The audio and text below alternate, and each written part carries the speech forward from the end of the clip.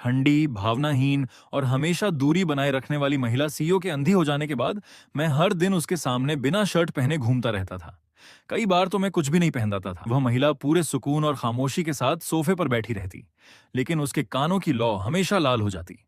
कभी कभी तो उसे अचानक नाक से खून भी निकलने लगता। आखिरकार एक दिन उसने मुझे दीवार से सटा दिया और धीमी दबी हुई आवाज में बोली, हस्बैंड, अब मैं खुद को और नहीं रोक सकती। मैं एक उपन्यास की दुनिया में आ गया था और एक बेहद अमीर दूसरी पीढ़ी के वारिस के रूप में जन्म लिया था।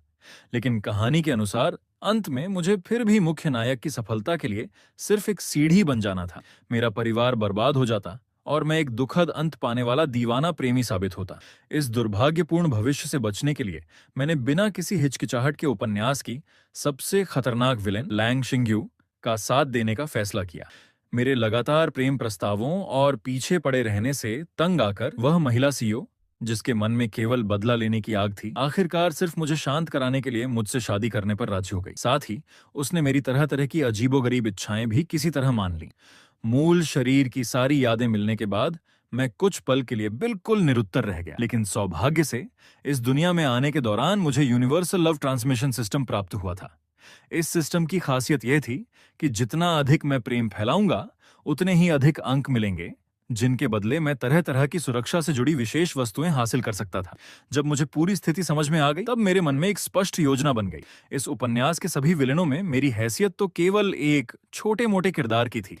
असली अंतिम बॉस तो वही अंधी महिला थी। कहानी के अंत में उसने महिला नायिका तक को मार डाला था। आखिर में केवल पुरुष नायक ही बचा था। उसने अपने साथियों के प्रति दोस्ती और वफादारी की बात कही और फिर उसी के साथ लड़ते लड़ते दोनों एक साथ मौत के घाट उतर गए। लैंग शिंग्यू और लैंग परिवार से जुड़ी सारी यादें मेरे दिमाग में उमड़ पड़ी। एक समय था जब लैंग परिवार की ताकत पूरे इलाके में मशहूर थी। जिस जू परिवार से मैं संबंध रखता था, वह भी जियांगहाई शहर के सबसे प्रभावशाली परिवारों में गिना जाता था। लेकिन 5 साल पहले हुए एक रहस्यमय नरसंहार ने लगभग पूरे लैंग परिवार का सफाया कर दिया। इतनी गहरी दुश्मनी और दर्द ने लैंग शिंग्यू को एक निर्दयी और ठंडे दिल वाली विलेन बना दिया, जिसका जीवन केवल बदले के लिए बचा था। यह सोचकर मेरे होंठों पर हल्की मुस्कान आ गई। अगर मैं अभी से इस अंतिम बॉस के साथ खड़ा हो जाऊं, तो कम से कम कहानी के अंत तक जिंदा रहने की उम्मीद तो रहेगी। साथ ही मैं अपने प्योर लव सिस्टम के सभी मिशन भी पूरे कर सकूंगा। ये सोचकर मैंने तुरंत अपनी माँ को फोन लगाया। माँ, मुझे याद है कि दादाजी ने बचपन में मेरा रिश्ता लैंग परिवार की बेटी से तय किया था, है ना? अब मैं भी छोटा नहीं रहा। मैं सोच रहा हूं कि उस रिश्ते को एक मौका दूं और उसके साथ अपना जीवन आगे बढ़ाने की कोशिश करूं। मेरी बात सुनते ही सुमारांग हैरानी से लगभग चिल्ला उठी। बेटा, तुमने अभी क्या कहा? तुम्हें अब शेनान से शादी नहीं करनी? मेरी ये बात सुनकर माँ पूरी तरह चौंक गई। आखिर मूल शरीर का मालिक हमेशा यही कहता था कि वह सिर्फ शेनान से ही शादी करेगा। इसी बात को लेकर उसने अपने माता पिता से कई बार जबरदस्त झगड़े भी किए थे। मैंने बेहद दृढ़ आवाज में कहा, माँ, शेनान मुझे पसंद ही नहीं करती। फिर मैं क्यों उसके पीछे अपनी जिंदगी बर्बाद करूं? अब समय आ गया है कि मैं अपने जीवन और अपने करियर पर ध्यान दूं। अगर हो सके तो आप लैंग परिवार से इस बारे में बात कर लीजिए। मेरी बात सुनकर माँ ने उत्साह से फोन कसकर पकड़ लिया। उन्होंने खुशी खुशी अपनी छाती थपथपाई और तुरंत हामी भर दी। चिंता मत करो बेटा, जब तुम्हारे दादाजी ने खुद यह रिश्ता तय किया था, तो अब हमारी जिम्मेदारी है कि हम शादी की बात आगे बढ़ाएं। फोन कटते ही सुमारांग खुशी से दौड़ती हुई मेरे पिता के पास पहुंची। उन्होंने उत्साहित होकर कहा, चामिन, बहुत अच्छी खबर है। हमारा बेटा आखिरकार शेनान को भूलने के लिए तैयार हो गया। याद है ना, पिताजी ने लैंग परिवार के साथ उसका बचपन में रिश्ता तय किया था। लेकिन यह सुनते ही जू चामिन पूरी तरह स्तब्ध रह गए। अरे, लैंग परिवार वाली लड़की, वो तो अंधी है। ये सुनकर सुमारांग भी घबरा गई। हे भगवान, हमारा बेटा अभी अभी एक सन की लड़की से पीछा छुड़ाकर निकला है और अब उसे एक अंधी लड़की पसंद आ गई। जू चामिन ने गहरी सांस ली और बोले, रहने दो, उस लड़के का स्वभाव मैं अच्छी तरह जानता हूँ। अगर उसे पता चल गया कि लड़की अंधी है, तो वह हरगिज शादी के लिए तैयार नहीं होगा। बाद में हम लैंग परिवार को कुछ मुआवजा दे देंगे। 3 दिन बाद लैंग परिवार की हवेली में अपनी बंद आंखों के साथ एक खूबसूरत महिला मेज के सामने शांत होकर बैठी थी। उसके पूरे व्यक्तित्व से गरिमा, शालीनता और एक अजीब सी ठंडी शांति झलक रही थी। भले ही वह इस रंगीन दुनिया को अपनी आंखों से नहीं देख सकती थी, लेकिन उसकी खूबसूरती में किसी तरह की कमी नहीं आई थी। वह थी लैंग शिंग्यू, लैंग परिवार की सबसे बड़ी बेटी। अपने दुश्मनों को धोखा देने और उन्हें यह विश्वास दिलाने के लिए कि वह अब किसी काम की नहीं रही, उसने खुद अपनी आंखों की रोशनी तक कुर्बान कर दी थी। धीरे धीरे उसने खुद से कहा, 5 साल, यकीन ही नहीं होता कि 5 साल बीत चुके हैं। उसी समय पीले रंग से रंगे बालों वाली एक लड़की तेजी से कमरे में घुस आई। लैंग शिंग्यू ने बिना सिर घुमाए ही पहचान लिया कि आने वाली कौन है।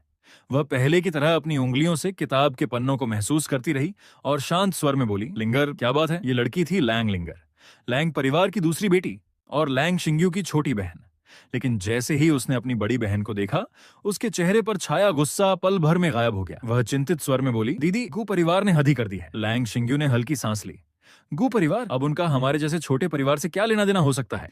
ये कहते ही उसके मन में एक तीव्र हत्या की इच्छा उभर आई। हालांकि उस समय के नरसंहार में गु परिवार की संलिप्तता का कोई ठोस सबूत नहीं मिला था, फिर भी लैंग शिंग्यू ने उन्हें अपने सबसे बड़े संदिग्धों की सूची में शामिल कर रखा था। लैंग लिंगर अपनी बहन के मन में उठे उस बदलाव को बिल्कुल महसूस नहीं कर पाई। उसने बेबस होकर कहा, यही तो समस्या है, अब उनका हमसे संबंध बन गया है। बहुत पहले दादी ने गु परिवार के साथ बचपन का एक रिश्ता तय किया था और अब गु परिवार का युवा मालिक उसी रिश्ते की बात करने आ रहा है। जिस लड़की से उसकी शादी तय है वह आप हैं। दीदी, ये सुनते ही कमरे में गहरी खामोशी छा गई। कुछ क्षण बाद लैंग शिंग्यू शांत स्वर में बोली, अब हालात पहले जैसे नहीं रहे। लैंग परिवार भी पहले वाला शक्तिशाली परिवार नहीं रहा। बगल में खड़ी लैंग लिंगर ने होंठ फुला लिए। दीदी, मैं नहीं चाहती कि आपकी शादी हो, आप ही तो मेरी इकलौती बड़ी बहन हैं। अपनी छोटी बहन की बात सुनकर लैंग शिंग्यू हल्के से मुस्कुरा दी। रोना बंद करो, गु परिवार का वह युवा मालिक मुझसे शादी करने नहीं आ रहा। अगर मेरा अंदाजा सही है तो वह सिर्फ इस बचपन की सगाई को तोड़ने के लिए यहाँ आ रहा है। ये कहते ही लैंग शिंग्यू का मन पूरी तरह शांत हो गया। आखिर इतने वर्षों से परिवार पर आए उस भीषण हादसे के बाद जब उसने अपनी आंखों की रोशनी खुद खो दी थी, उसी दिन उसने प्रेम से भी हमेशा के लिए मुंह मोड़ लिया था। उसके लिए अब इस जीवन में केवल एक ही रास्ता बचा था, बदला। उधर लैंग लिंगर भी यह खबर सुनकर बिल्कुल खुश नहीं थी। तो वह यहाँ सिर्फ सगाई तोड़ने आया है? उस घटिया आदमी की इतनी हिम्मत कैसे हुई कि वह हमारे परिवार को ठुकराने चला आया? ये सुनकर लैंग शिंग्यू ने बेबस होकर हल्की सी सांस छोड़ी। फिलहाल नीचे जाकर उनका इंतजार करो, अभी हमें नहीं पता कि सगाई तोड़ते समय वे कैसा तमाशा खड़ा करेंगे। उसी समय हवेली की नीचे वाली स्वागत कक्ष में लैंग परिवार के वर्तमान मुखिया लैंग शानन बेचैनी से साइड वाले सोफे पर बैठे थे। घबराहट में उन्होंने कई बार सूखे होंठों पर जीभ फेरी और मुश्किल से एक घूंट निगला। वह बार बार मेरी तरफ असहज नजरों से देख रहे थे और मैं पूरे आराम से मुस्कुराते हुए सोफे पर बैठा था। मेरी निगाहें लगातार सामने बैठी लैंग शिंग्यू पर टिकी हुई थीं।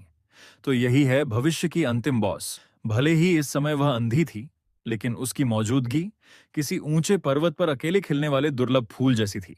उसका शांत और ठंडा व्यक्तित्व उसकी सुंदरता को और भी आकर्षक बना रहा था। लैंग शिंग्यू के होंठों पर हल्की सी मुस्कान आई।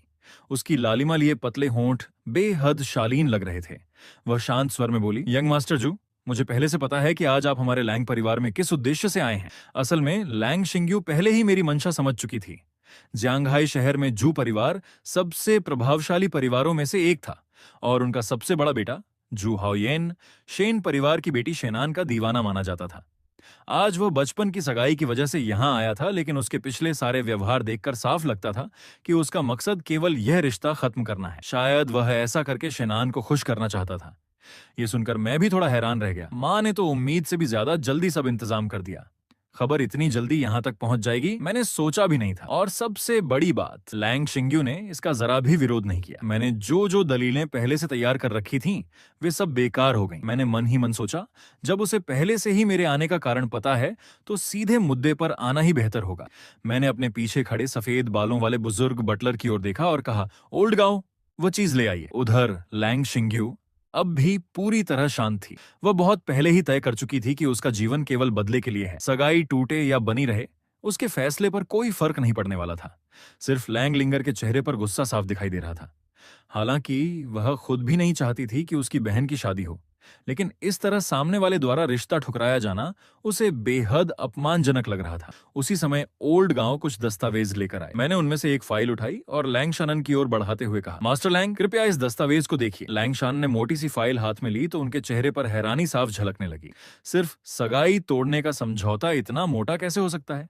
इसके बाद मैंने एक और दस्तावेज बेहद सावधानी से लैंग शिंग्यू के सामने रखा और नरम आवाज में कहा, शिंग्यू, मुझे पता है कि आप देख नहीं सकती, इसीलिए मैंने खास आपके लिए यह दस्तावेज ब्रेल लिपि में तैयार करवाया है। यह सुनते ही लैंग शिंग्यू कुछ क्षण के लिए ठिठक गई। उसे पता था कि मैं अंधी हूं और उसने सिर्फ मेरे लिए ब्रेल में दस्तावेज तैयार करवाया। बिना कुछ कहे उसने धीरे धीरे अपना हाथ आगे बढ़ाया और दस्तावेज ढूंढने लगी, लेकिन वह कागज उसकी उंगलियों की पहुंच से थोड़ा दूर था। यह देखकर मैंने तुरंत उसका हाथ थामा और धीरे से दस्तावेज के ऊपर रख दिया। जैसे ही हमारी हथेलियां एक दूसरे को छुईं, मुझे साफ महसूस हुआ कि उसका हाथ हल्का सा कांप उठा। उसी पल मेरे दिमाग में सिस्टम की यांत्रिक आवाज गूंजी। प्योर लव टारगेट के साथ संपर्क स्थापित हुआ, अंक +1। ये पूरा दृश्य लैंग लिंगर ने भी देख लिया। वह तुरंत गुस्से से चिल्लाई, तुम बदतमीज! मेरी बहन का हाथ छोड़ो। उसकी आवाज सुनते ही लैंग शिंग्यू ने भी तुरंत अपना हाथ मेरी पकड़ से अलग कर लिया। मैंने झेंपते हुए दोनों हाथ हिलाए और जल्दी से कहा, सॉरी, सच में माफ कीजिए, मैं सिर्फ आपकी मदद करना चाहता था। मेरी बात सुनकर लैंग शिंग्यू ने कोई जवाब नहीं दिया। आखिर कुछ ही देर बाद हमारा कोई संबंध रहने वाला नहीं था। उसने हल्की सांस ली और ब्रेल दस्तावेज को उंगलियों से पढ़ना शुरू कर दिया। समय धीरे धीरे बीतता गया। उधर लैंग शानन भी अपने हाथ में पकड़े दस्तावेज को पढ़ रहे थे। जैसे जैसे उनकी नजर आगे बढ़ती गई, उनकी आंखें आश्चर्य से फैलती चली गईं। उन्होंने अचानक सिर उठाकर लैंग शिंग्यू की ओर देखा। ऐसा लगा जैसे वह कुछ कहना चाहते हों, लेकिन अगले ही पल उन्होंने अपनी हैरानी दबा ली, फिर अविश्वास से मेरी तरफ देखने लगे। इसी बीच लैंग शिंग्यू भी पूरा दस्तावेज पढ़ चुकी थी। उसने हल्का सा मेरी ओर चेहरा घुमाया और बेहद शांत स्वर में पूछा, इसका मतलब क्या है? ये कोई सगाई तोड़ने का दस्तावेज नहीं था। ये तो जू ग्रुप के 5% शेयर उसके नाम ट्रांसफर करने का समझौता था। यह समझना मुश्किल नहीं था कि जू ग्रुप की कुल कीमत कम से कम 1 ट्रिलियन युआन आंकी जाती थी।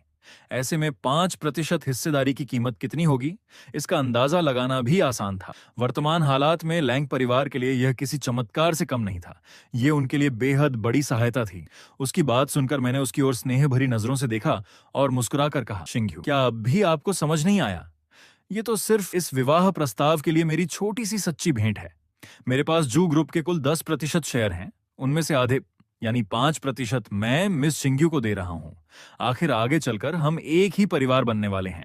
मेरी बात सुनते ही लैंग शिंग्यू का चेहरा पूरी तरह बदल गया। वह तुरंत अपनी जगह से खड़ी हो गई। पहली बार उसकी आवाज की शांति टूट गई। अविश्वास से भरी निगाहों के साथ उसने पूछा, विवाह प्रस्ताव? तुम्हारा क्या मतलब है? क्या तुम अब भी मुझसे शादी करना चाहते हो? क्या तुम यहाँ सगाई तोड़ने नहीं आए थे? इस समय लैंग शिंग्यू पूरी तरह स्तब्ध रह गई थी। वह अंधी थी, फिर भी यह आदमी उससे शादी करना चाहता था और इतना अनमोल उपहार भी लेकर आया था। मैं भी धीरे से खड़ा हो गया। मैंने पूरी ईमानदारी से उसकी आंखों की दिशा में देखते हुए कहा, हाँ शिंग्यू, मुझसे शादी कर लो। मैं पूरी जिंदगी तुम्हारा साथ दूंगा और तुम्हारा ख्याल रखूंगा। लैंग शिंग्यू को अब भी सब कुछ किसी सपने जैसा लग रहा था। यह प्रस्ताव इतना सीधा और अचानक था कि वह समझ ही नहीं पा रही थी कि क्या कहे। लेकिन बात सिर्फ जीवन भर साथ निभाने की नहीं थी। उसका दिल इस रिश्ते को स्वीकार करने के लिए तैयार ही नहीं था। जिस इंसान की पूरी दुनिया केवल बदले पर टिकी हो, वह प्रेम और विवाह जैसी बातों के बारे में सोच भी कैसे सकती थी? और फिर जू परिवार तो अभी तक उसकी भरोसेमंद लोगों की सूची में भी शामिल नहीं था। उधर लैंग शानन भी पूरी तरह हक्का बक्का रह गए। उन्होंने अनायास पूछ लिया, यंग मास्टर, क्या आप वही नहीं हैं जो शेनान के पीछे पागलों की तरह घूमते थे? फिर अचानक मेरी भतीजी के पीछे क्यों पड़ गए? लैंग लिंगर के मन में भी बिल्कुल यही सवाल उठ रहा था। वह तुरंत अपनी जगह से खड़ी हुई, गुस्से से मेरी ओर उंगली उठाई और ऊंची आवाज में बोली, तुम जैसे कमीने इंसान की हिम्मत कैसे हुई? लैंग लिंगर गुस्से से मेरी ओर उंगली उठाकर बोली, कुछ समय पहले तक तो तुम मिस शेन के पीछे पागलों की तरह घूम रहे थे और अब अचानक कह रहे हो कि तुम्हें मेरी बहन से प्यार हो गया। क्या तुम्हें लगता है कि हम इतनी आसानी से तुम्हारी बातों पर यकीन कर लेंगे? उसकी बात सुनते ही लैंग शिंग्यू को भी मुझे ठुकराने का एक कारण मिल गया। वह शांत लेकिन ठंडी आवाज में बोली, यंग मास्टर जू, अगर आप सिर्फ शेन वॉन की जगह किसी और को ढूंढ रहे हैं तो मुझे लगता है कि हम दोनों एक दूसरे के लिए बिल्कुल भी उपयुक्त नहीं हैं। उन दोनों की प्रतिक्रिया देखकर मैंने गहरी सांस ली। मैंने अपना सिर उठाकर लैंग शिंग्यू की ओर देखा। भले ही वह मुझे देख नहीं सकती थी, फिर भी मैंने पूरे मन से ईमानदार भाव बनाते हुए कहा, आप किसी की जगह लेने वाली नहीं है। सच तो यह है कि जिस दिन मुझे पता चला था कि दादाजी ने बचपन में हमारी सगाई तय की थी, उसी दिन से मैं आपको पसंद करने लगा था मिस लैंग। लेकिन उस समय आप पूरे ज्यांघाई की सबसे प्रतिभाशाली और सबसे सम्मानित महिला मानी जाती थी और मैं तो सिर्फ एक ऐसा लड़का था जिसके पास पैसे और अच्छा चेहरा था। बस मेरे पास ऐसा कुछ भी नहीं था जो मुझे आपके योग्य बना सके। मुझे हमेशा लगता था कि मैं आपके लायक ही नहीं हूँ, इसलिए मैंने तय किया कि पहले खुद को इतना काबिल बनाऊं कि आपके साथ खड़े होने का हकदार बन सकूं।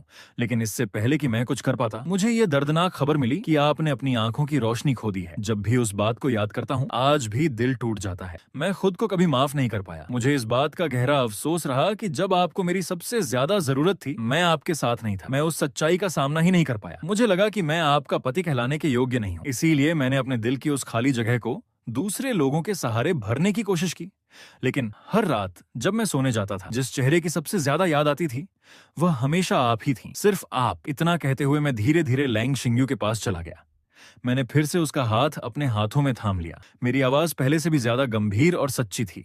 चाहे आपके साथ कुछ भी हो जाए, चाहे दुनिया कितनी भी बदल जाए, मैं आपसे हमेशा प्यार करूंगा। मैं पूरी जिंदगी आपका ख्याल रखूंगा। मेरी बात सुनकर लैंग शिंग्यू ने सहज रूप से अपना हाथ छुड़ाने की कोशिश की, लेकिन मैंने उसे मजबूती से थाम रखा था। मेरी आवाज में इतनी सच्चाई थी कि ऐसा लग रहा था मानो मैं दिल की हर बात बिना किसी झूठ के कह रहा हूं। उधर लैंग लिंगर यह सब सुनकर अनायास ही शर्मा गई। वह तुरंत होश में आई, होंठ सिकोड़ते हुए बोली, इतनी बनावटी बातें कौन मानेगा। दूसरी ओर लैंग शानन पूरी तरह स्तब्ध बैठे थे।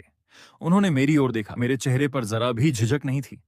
मैं पूरी गंभीरता और सच्चाई से बोल रहा था। उनका दिल अनायास कांप उठा। क्या ये लड़का सचमुच गंभीर है? उन्होंने गहरी सांस ली और चुप बैठी लैंग शिंग्यू की ओर देखा।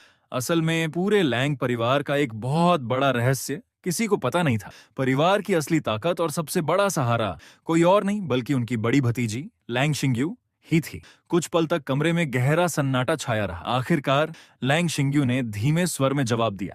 उसकी आवाज पहले जैसी कठोर नहीं थी। स्पष्ट था कि वह मेरी बातों से प्रभावित हुई थी। लैंग लिंगर की आंखें हैरानी से फैल गईं। दीदी, क्या आप सच में इस रिश्ते के लिए मान गईं? उसका जवाब सुनते ही मैंने राहत की लंबी सांस छोड़ी। आखिरकार अपनी दुखद किस्मत बदलने की दिशा में पहला कदम सफल हो ही गया। मैंने उत्साह से उसका मुलायम हाथ फिर से कसकर पकड़ लिया। मेरे चेहरे पर खुशी साफ झलक रही थी। बहुत अच्छा, सचमुच बहुत अच्छा शिंग्यू। मैं कसम खाता हूँ मैं पूरी जिंदगी तुम्हें खुश रखूंगा। लेकिन लैंग शिंग्यू चुप रही। बेशक उसने सचमुच मेरी पत्नी बनने का फैसला नहीं किया था। उसके मन में तो बिल्कुल अलग योजना चल रही थी। वह सोच रही थी, अगर यह आदमी मेरे लिए इतना समर्पित है कि अपनी कंपनी के इतने बड़े हिस्से तक देने को तैयार है, तो क्यों ना गू ग्रुप की ताकत का इस्तेमाल करके कई साल पहले हुई उस घटना के असली मास्टरमाइंड का पता लगाया जाए। उसके मन में एक ठंडी मुस्कान उभरी। जू हाओयेन, शायद तुम्हें अंदाजा भी नहीं कि तुम्हारे प्रति मेरा भी एक अलग मकसद है। ये सोचते ही उसके लाल होंठों पर हल्की विजयी मुस्कान तैर गई। उधर मेरी हालत बिल्कुल अलग थी। मेरे दिमाग में सिस्टम की सूचनाएं लगातार गूंज रही थीं। अंक लगातार बढ़ रहे हैं, अंक लगातार बढ़ रहे हैं। मैं खुशी से फूला नहीं समा रहा था। मैंने मन ही मन सोचा, अगर मैं पूरे 24 घंटे शिंग्यू का हाथ पकड़े रहूं तो क्या मुझे हजारों या फिर दसियों हजार पॉइंट्स नहीं मिल जाएंगे? और एक दिन क्या मैं सिस्टम की पूरी दुकान ही खाली नहीं कर दूंगा? उधर लैंग शिंग्यू के मन में आगे की कई योजनाएं बनने लगी थीं। लेकिन उससे पहले वह हल्की सी मजबूर मुस्कान के साथ बोली, यंग मास्टर जू, क्या अब आप मेरा हाथ छोड़ सकते हैं? मुझे पढ़ना शुरू करना है। हालांकि उसने ऊपर से मेरा प्रस्ताव स्वीकार कर लिया था, लेकिन यह सब सिर्फ अपने मकसद के लिए था। उसकी नजर में मैं सिर्फ एक अमीर, भावुक और आसानी से इस्तेमाल किए जा सकने वाला प्रेमी था।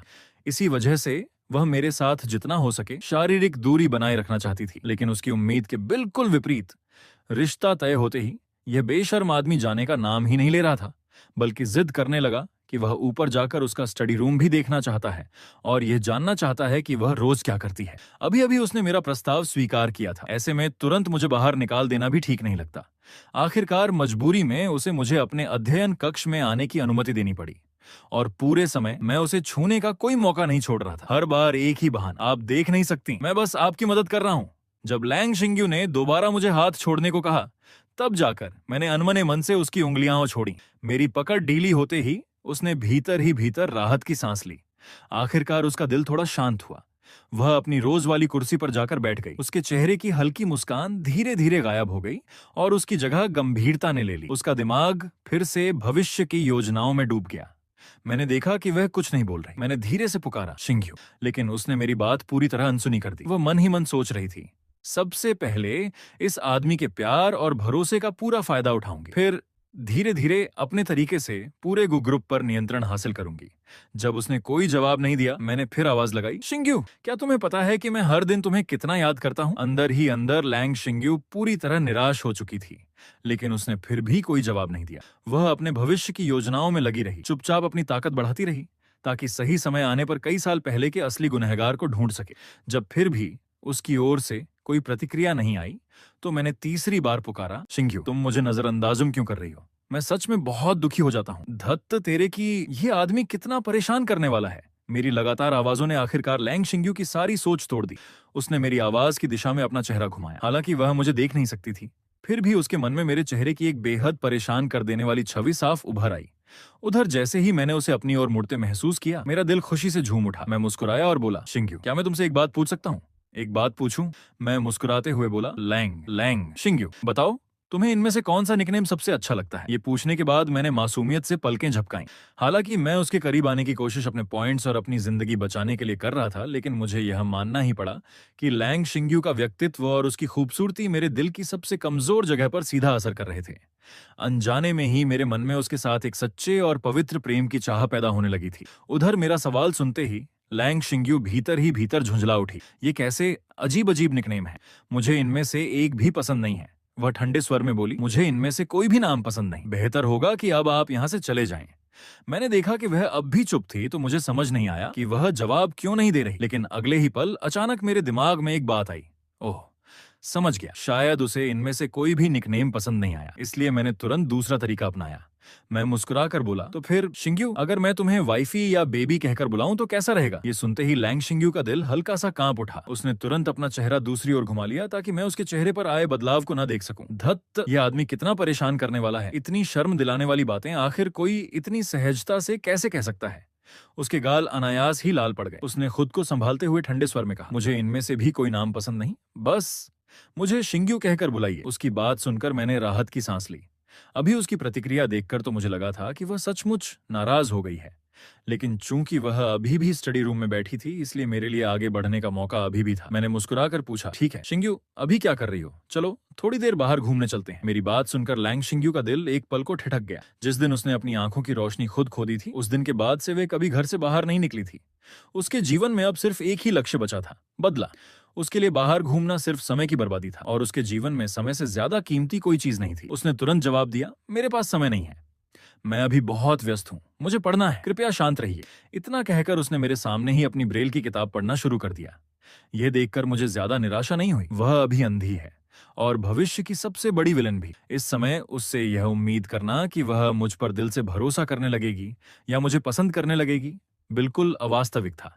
लेकिन मेरे पास समय की कोई कमी नहीं थी। धीरे धीरे मैं उसके दिल में अपनी जगह जरूर बना लूंगा। मैं मुस्कुराकर बोला, ठीक है, तो मैं यहीं बैठकर तुम्हें देखता रहूंगा। शिंग्यू, तुम्हें शायद पता भी नहीं, सिर्फ तुम्हें देखते ही मेरा दिल। मैं अपनी बात पूरी भी नहीं कर पाया था कि अचानक लैंग शिंग्यू ने तेजी से मेरी ओर चेहरा घुमा लिया। उसकी प्रतिक्रिया देखकर मैं तुरंत समझ गया कि अब और बोलना ठीक नहीं होगा। मैंने आज्ञाकारी बच्चे की तरह तुरंत चुप्पी साध ली। फिर मैं शांति से उसके पास बैठ गया और बस उसे देखने लगा। उधर लैंग शिंग्यू के सिर में दर्द होने लगा। यह आदमी इतना ज्यादा परेशान क्यों करता है? समय धीरे धीरे बीतता गया। मैं उसके पास बैठा यूं ही किताबों के पन्ने पलटता रहा। बेशक मुझे उनमें लिखी एक भी बात समझ नहीं आ रही थी। आखिर वे सारी किताबें ब्रेल लिपि में थीं। मैं बस चुपचाप उसे देखता रहा। वह अपनी उंगलियों से ब्रेल के उभरे हुए अक्षरों को महसूस करते हुए पढ़ रही थी। पिछले कई सालों से उसका जीवन इसी तरह बीता था। ज्ञान इकट्ठा करना, खुद को और मजबूत बनाना, अपनी ताकत बढ़ाना और धीरे धीरे कहानी की अंतिम विलेन बन जाना। सच कहूं तो ये वाकई काबिले तारीफ था। अब समझ आया कि मेरा प्योर लव सिस्टम उसे ही क्यों चुनकर लाया था। उधर लैंग शिंग्यू को एहसास हुआ कि काफी देर हो चुकी है, लेकिन इतने समय से जू हाओयेन की आवाज एक बार भी सुनाई नहीं दी। उसने हल्का सा भौहें सिकोड़ ली। क्या वह चला गया? ये सोचकर उसने धीरे से पुकारा, हाओयेन। मैं जवाब देने ही वाला था, लेकिन तभी मेरे मन में शरारत सूझी। मेरे होंठों पर हल्की मुस्कान आ गई। मैंने सांस रोक ली और बिल्कुल चुप रहा। धीरे से अपनी जगह से उठा और बिना कोई आवाज किए पीछे हट गया। मेरी ओर से कोई जवाब न मिलने पर लैंग शिंग्यू को यकीन हो गया कि मैं जा चुका हूं। न जाने क्यों उसके दिल में एक अजीब सी खाली भावना उभर आई। वह बिना कुछ कहे ही चला गया। उसने धीरे से सिर हिलाया, शायद इसलिए कि कुछ देर पहले तक शोर से भरा यह कमरा अचानक फिर से बिल्कुल शांत हो गया था। अजीब बात यह थी कि अब उसे इस खामोशी की आदत नहीं रही थी। पहले उसकी दिनचर्या बहुत सरल थी, पढ़ना, सीखना और खुद को मजबूत बनाना। लेकिन आज एक बेशर्म आदमी ने आकर उसकी पूरी दिनचर्या उलट पुलट कर दी थी। और सबसे बड़ी बात, वाइफी, बेबी, ये अजीब अजीब निकनेम बार बार उसके दिमाग में गूंज रहे थे। अरे नहीं नहीं, लैंग शिंग्यू, खुद को संभालो। उसने मन ही मन खुद को समझाया। उसे ऐसे मीठे और शर्म दिलाने वाले शब्द बिल्कुल पसंद नहीं थे। आखिर जू हाओयेन इतनी बेशर्मी से ये बातें बोल कैसे लेता है? ये सोचते हुए वह उठी और रोज की तरह बुक शेल्फ की ओर चल पड़ी। लेकिन आज उससे एक छोटी सी गलती हो गई, क्योंकि मेरी वजह से वहां एक कुर्सी रखी हुई थी। उसे इसका जरा भी अंदाजा नहीं था। वह सीधे उसी तरफ बढ़ गई। अगले ही पल उसका पैर कुर्सी से टकरा गया। उसके मुंह से घबराहट भरी चीख निकल गई। उसका शरीर आगे की ओर गिरने लगा। कुछ दिखाई न देने की वजह से उसके दिल में घबराहट भर गई। ये देखते ही मैं पूरी रफ्तार से उसकी ओर दौड़ा। शिंग्यू! धड़ाम! हम दोनों एक साथ जमीन पर गिर पड़े। लैंग शिंग्यू सीधे मेरी बाहों में आ गिरी। मैं तो नाटकीय अंदाज में चिल्लाने ही वाला था। मेरे प्योर लव की रक्षा हो गई।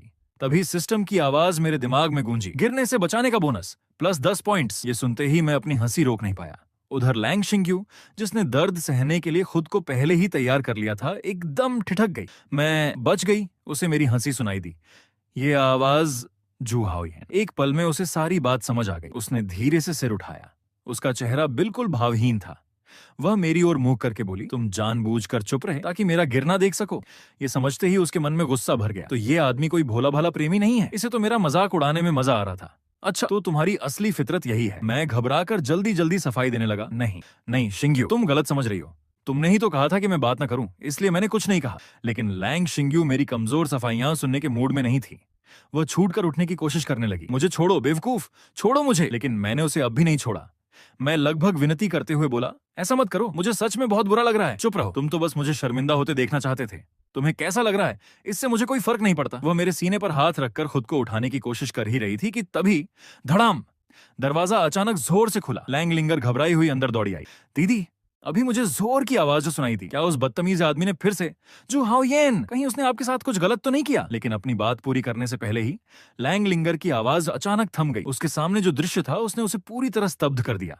उसने अपनी बड़ी बहन को देखा, जो हमेशा शालीन, गंभीर और संयमित रहती थी।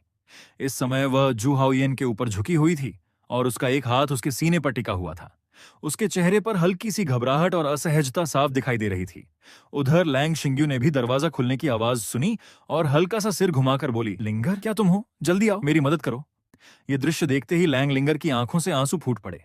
वह लगभग रोते हुए बोली, दीदी, अभी आप मुझसे मदद मांग रही हैं? आपको इस आदमी के साथ आधा दिन भी नहीं हुआ और बात यहां तक पहुंच गई। मैंने उलझन भरे चेहरे के साथ धीरे धीरे अपना सिर उसकी ओर घुमा लिया। उधर लैंग शिंग्यू भी एक पल के लिए समझ नहीं पाई कि वह क्या कहना चाह रही है, लेकिन अगले ही क्षण उसे लैंग लिंगर के शब्दों का असली मतलब समझ आ गया। वह घबरा गई और तुरंत उसे पूरी बात समझाने लगी।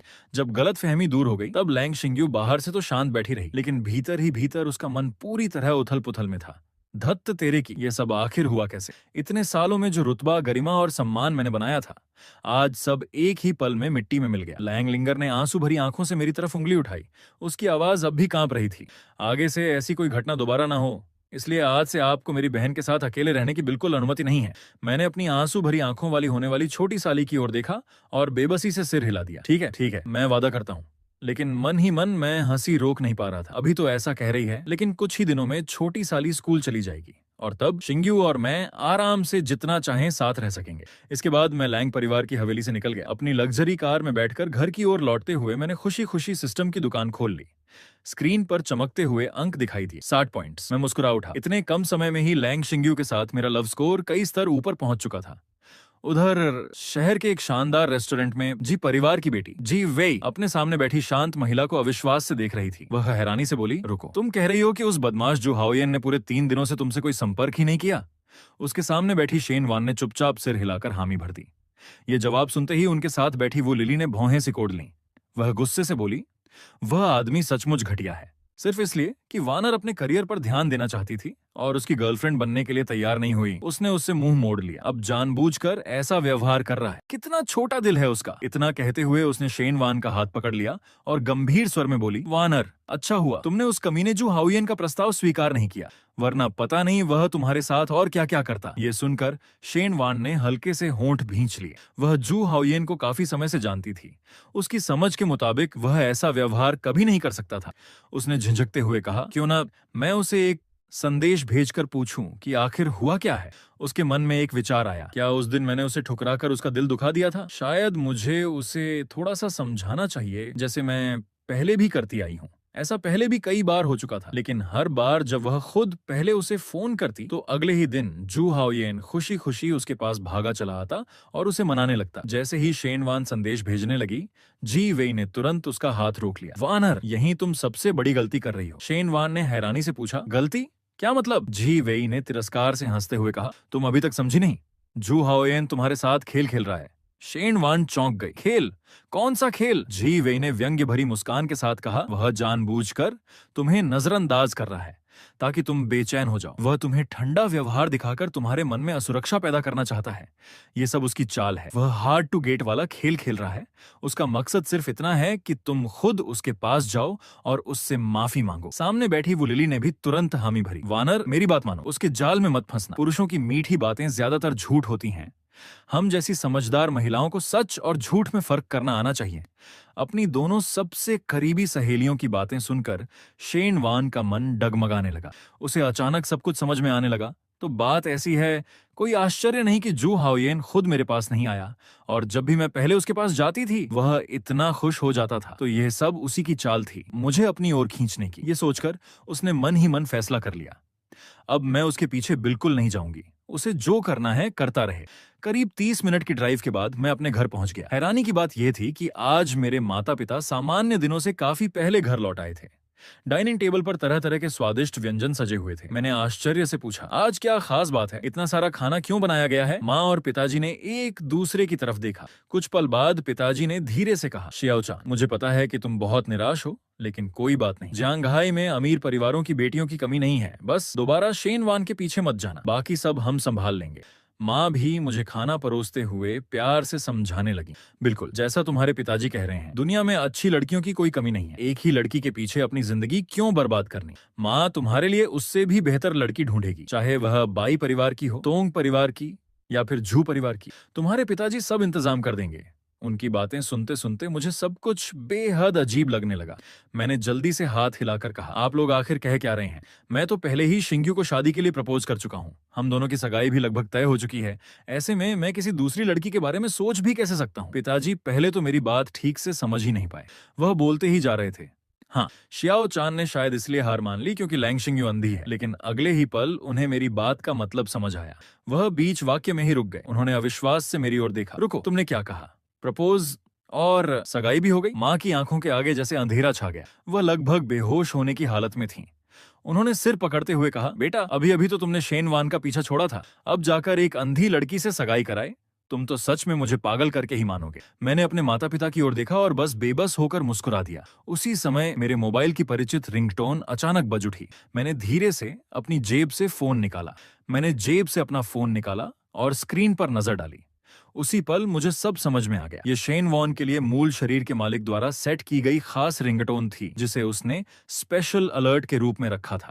माँ और पिताजी दोनों तुरंत सतर्क हो गए। वे चिंता भरी नजरों से मेरी तरफ देखने लगे। हालांकि मैंने कह दिया था कि अब मुझे शेन वॉन से कोई लगाव नहीं रहा, लेकिन क्या सचमुच ऐसा था? आखिर उनका बेटा पिछले 3 दिनों से शेन वान से मिलने भी नहीं गया था, और अब जब शेन वान ने खुद फोन किया था तो उन्हें सचमुच डर था कि कहीं उनका बेटा फिर से अपने पुराने रूप में न लौट जाए।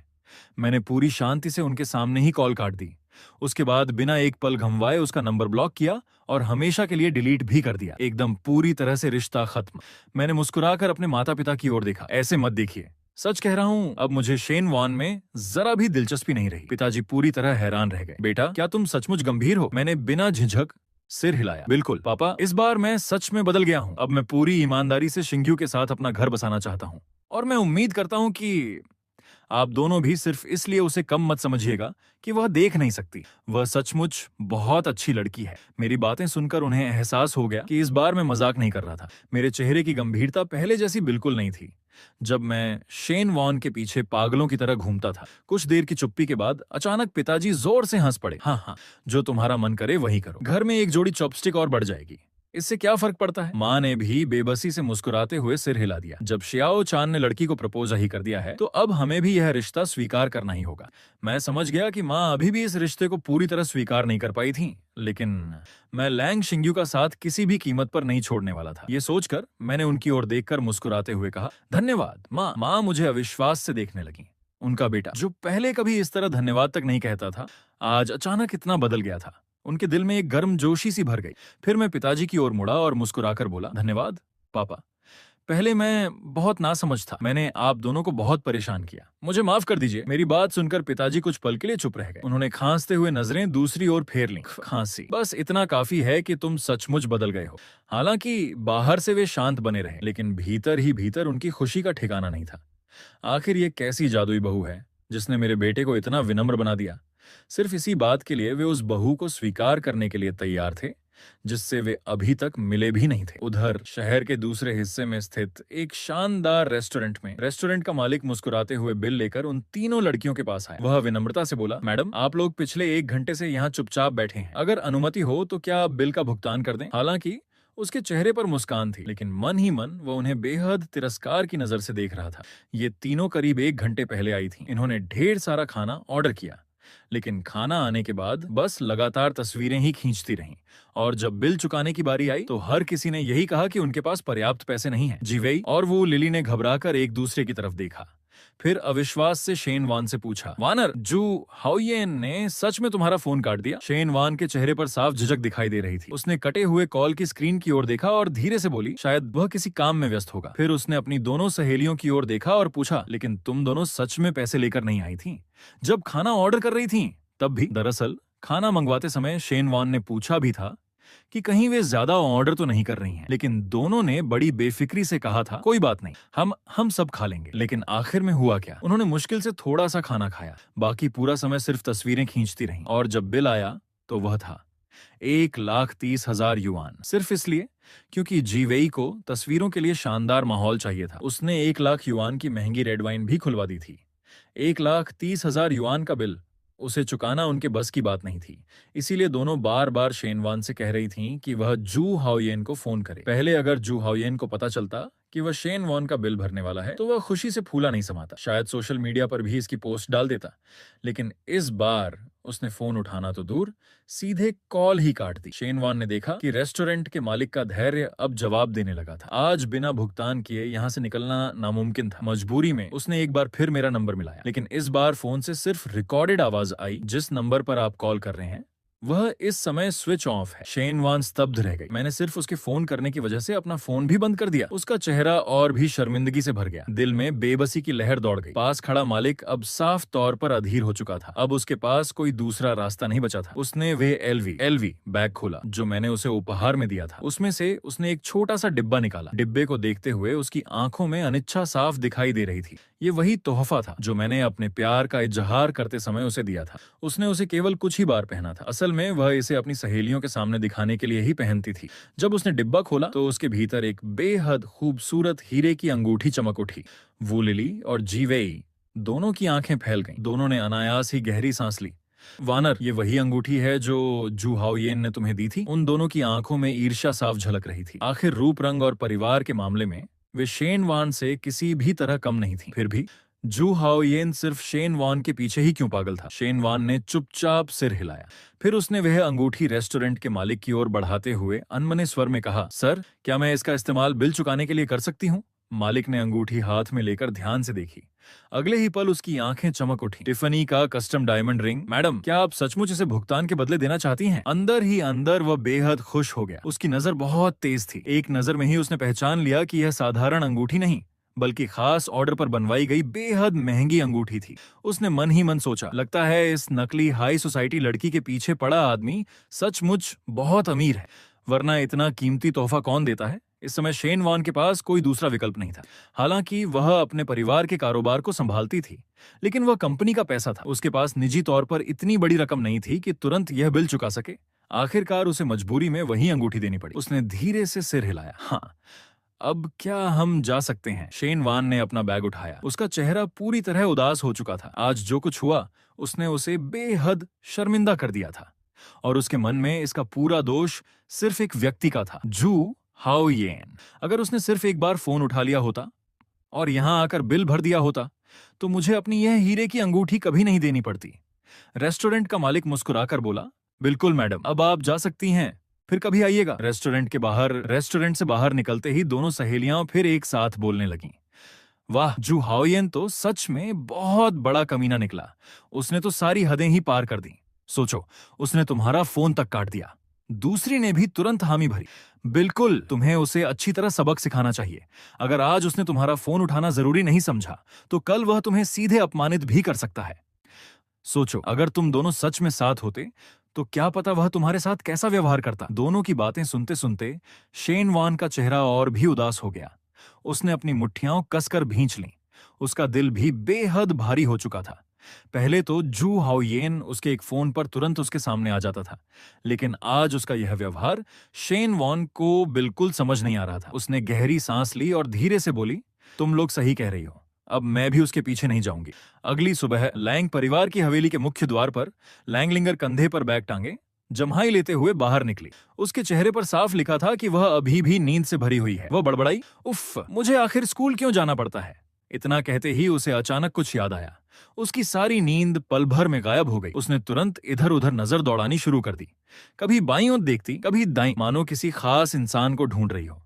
जब उसे सब कुछ सामान्य दिखाई दिया, तब जाकर उसने राहत की सांस ली। लगता है उस बड़े वाले बदमाश ने सच में मेरी बात मान ली। इतना कहकर वह खुशी खुशी अपना स्कूटर लेकर स्कूल की ओर निकल गई।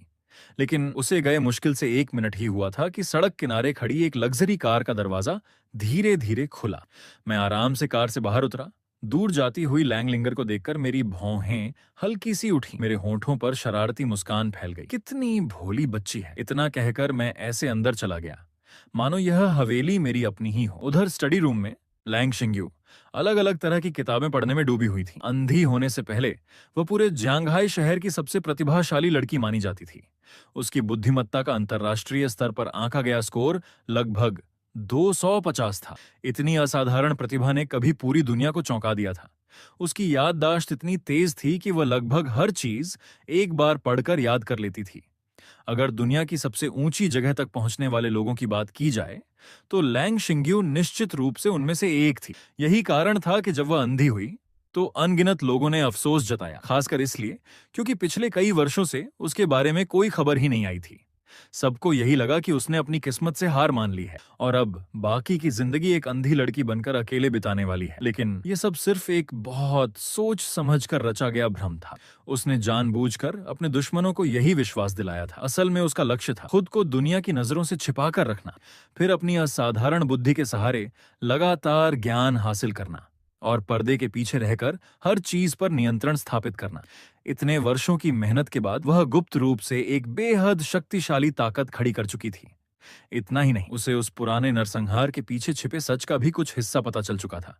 लैंग शिंग्यू गहरी सोच में डूबी हुई थी। लगातार सोचते रहने से उसकी कनपटियों में हल्का दर्द होने लगा।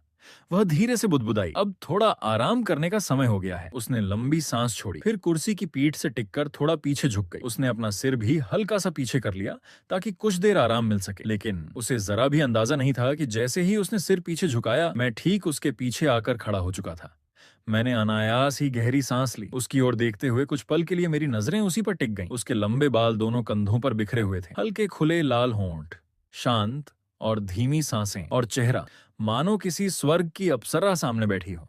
मैं कुछ क्षणों के लिए उसे देखते हुए पूरी तरह खो गया। स्टडी रूम का दरवाजा बंद नहीं था, इसलिए मैं बिल्कुल स्वाभाविक तरीके से अंदर चला आया था। मैं अभी उसे अचानक आवाज देकर चौंकाने ही वाला था कि तभी उसने हल्का सा सिर ऊपर उठा लिया। एक पल को मुझे लगा कि उसने मेरी मौजूदगी महसूस कर ली है, लेकिन ध्यान से देखने पर समझ आया उसका चेहरा कुछ ज्यादा ही पीला लग रहा था। शायद कई वर्षों की लगातार मेहनत और मानसिक तनाव ने उसकी हालत ऐसी कर दी थी। मूल कहानी में कभी विस्तार से यह नहीं बताया गया था कि लैंग परिवार के विनाश के बाद उसने अपना जीवन कैसे बिताया, लेकिन मैं जानता था परिवार की सारी उम्मीदें उसी एक लड़की पर टिक गई थीं। उसे न सिर्फ अपने परिवार का बदला लेना था, बल्कि तब तक खुद को भी बचाए रखना था जब तक वह पूरी तरह शक्तिशाली न बन जाए। अगर उससे पहले उसके दुश्मनों को उसका पता चल जाता तो वे उसे भी खत्म कर देते। इसीलिए वह हर दिन खुद को पहले से बेहतर बनाने में लगी रहती थी। ये सब सोचकर मेरा दिल उसके लिए भर आया। वह भी तो लगभग मेरी ही उम्र की है, फिर भी पूरे बर्बाद हो चुके परिवार का बोझ अकेले अपने कंधों पर उठाए हुए है। उधर लैंग शिंग्यू को अब भी मेरी मौजूदगी का कोई एहसास नहीं था। उसने हल्का सा सांस रोका, फिर सीधी बैठ गई और हाथ से अपनी कनपटियां दबाने लगी। धीरे से बुदबुदाई, लगभग आराम का समय भी निकल गया। अच्छा हुआ ज्यादा देर नहीं हुई। इतना कहकर वह फिर से पढ़ने ही वाली थी कि अचानक उसे अपने दोनों कंधों पर एक बेहद आरामदायक स्पर्श महसूस हुआ। किसी के बड़े बड़े हाथ उसके कंधों को बहुत कुशलता से दबा रहे थे। ऐसा लग रहा था मानो कोई बेहद अनुभवी मालिश करने वाला व्यक्ति उसकी नसों का तनाव दूर कर रहा हो। लैंग शिंग्यू एकदम चौंक गई। उसके मन में पहला ख्याल आया, क्या उसके दुश्मन आखिरकार यहां पहुंच गए? वह तुरंत उठने की कोशिश करने ही वाली थी कि तभी एक जानी पहचानी आवाज उसके कानों में पड़ी। शिंग्यू, घबराओ मत, मैं हूं तुम्हारा प्यारा पति। मैंने एक हाथ से उसके कंधे दबाते हुए मुस्कुराकर समझाया। दरअसल अभी कुछ देर पहले ही मैंने सिस्टम में अपने 10 लव पॉइंट्स खर्च करके एक दिव्य मसाज तकनीक खरीदी थी, और वह इतनी सस्ती इसीलिए मिली क्योंकि सिस्टम यह देखकर भावुक हो गया कि मैं इसे अपने सच्चे प्यार के लिए खरीद रहा हूं। इसलिए उसने मुझे 0.001% की विशेष छूट भी दे दी। अपनी पहचान वाली आवाज सुनते ही लैंग शिंग्यू ने राहत की सांस ली, लेकिन उसकी आवाज में अब भी नाराजगी साफ झलक रही थी। मैं नहीं जानती किसकी पत्नी हूं, उससे मेरा कोई लेना देना नहीं है, मुझे छोड़िए और मेरी पढ़ाई में बाधा मत डालिए। हालांकि मन ही मन वह राहत महसूस कर रही थी। अच्छा हुआ ये सिर्फ वही बेवकूफ निकला। मैं मुस्कुराते हुए बोला, अरे ऐसी बातें मत कहो, तुम्हारा प्यारा पति छोड़कर और कौन हो सकता है। और फिर मैं तुम्हें परेशान नहीं कर रहा हूँ शिंग्यू, देखो ना तुम्हारे कंधे कितने अकड़ गए हैं, मैं तो बस तुम्हें थोड़ा आराम दिला रहा हूँ।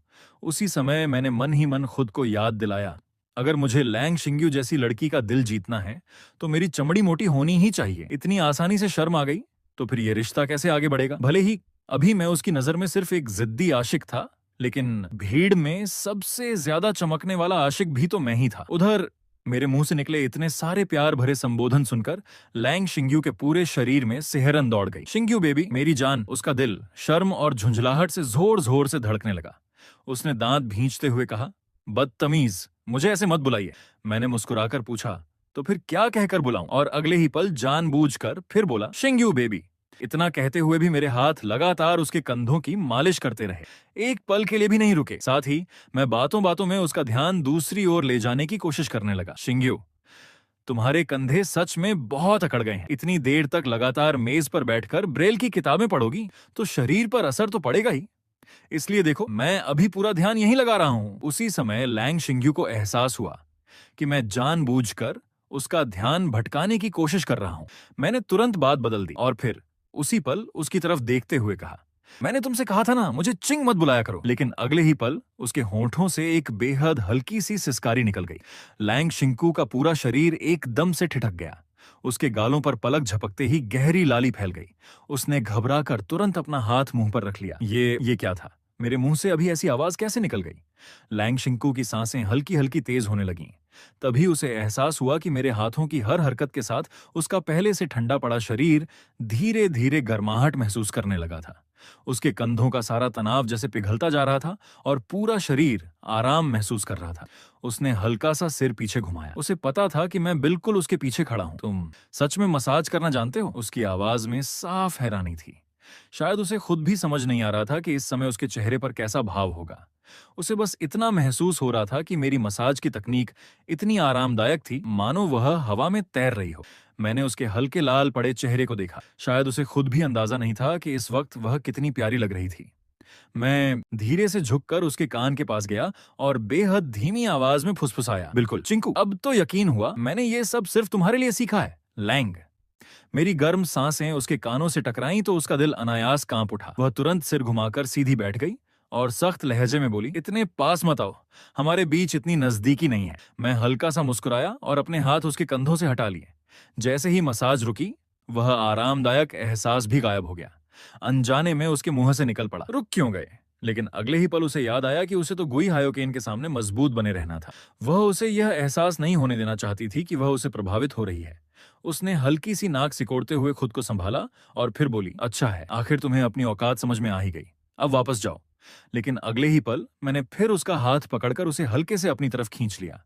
मैं मुस्कुराया, अरे चिंकू, इतनी भी क्या जल्दी है? अभी तो कंधों की मसाज हुई है, अब सिर की मसाज बाकी है। लैंग शिंकू ने दिखावे के लिए छूटने की कोशिश की। मुझे छोड़ो, मैं नहीं चाहती कि तुम मुझे हाथ लगाओ।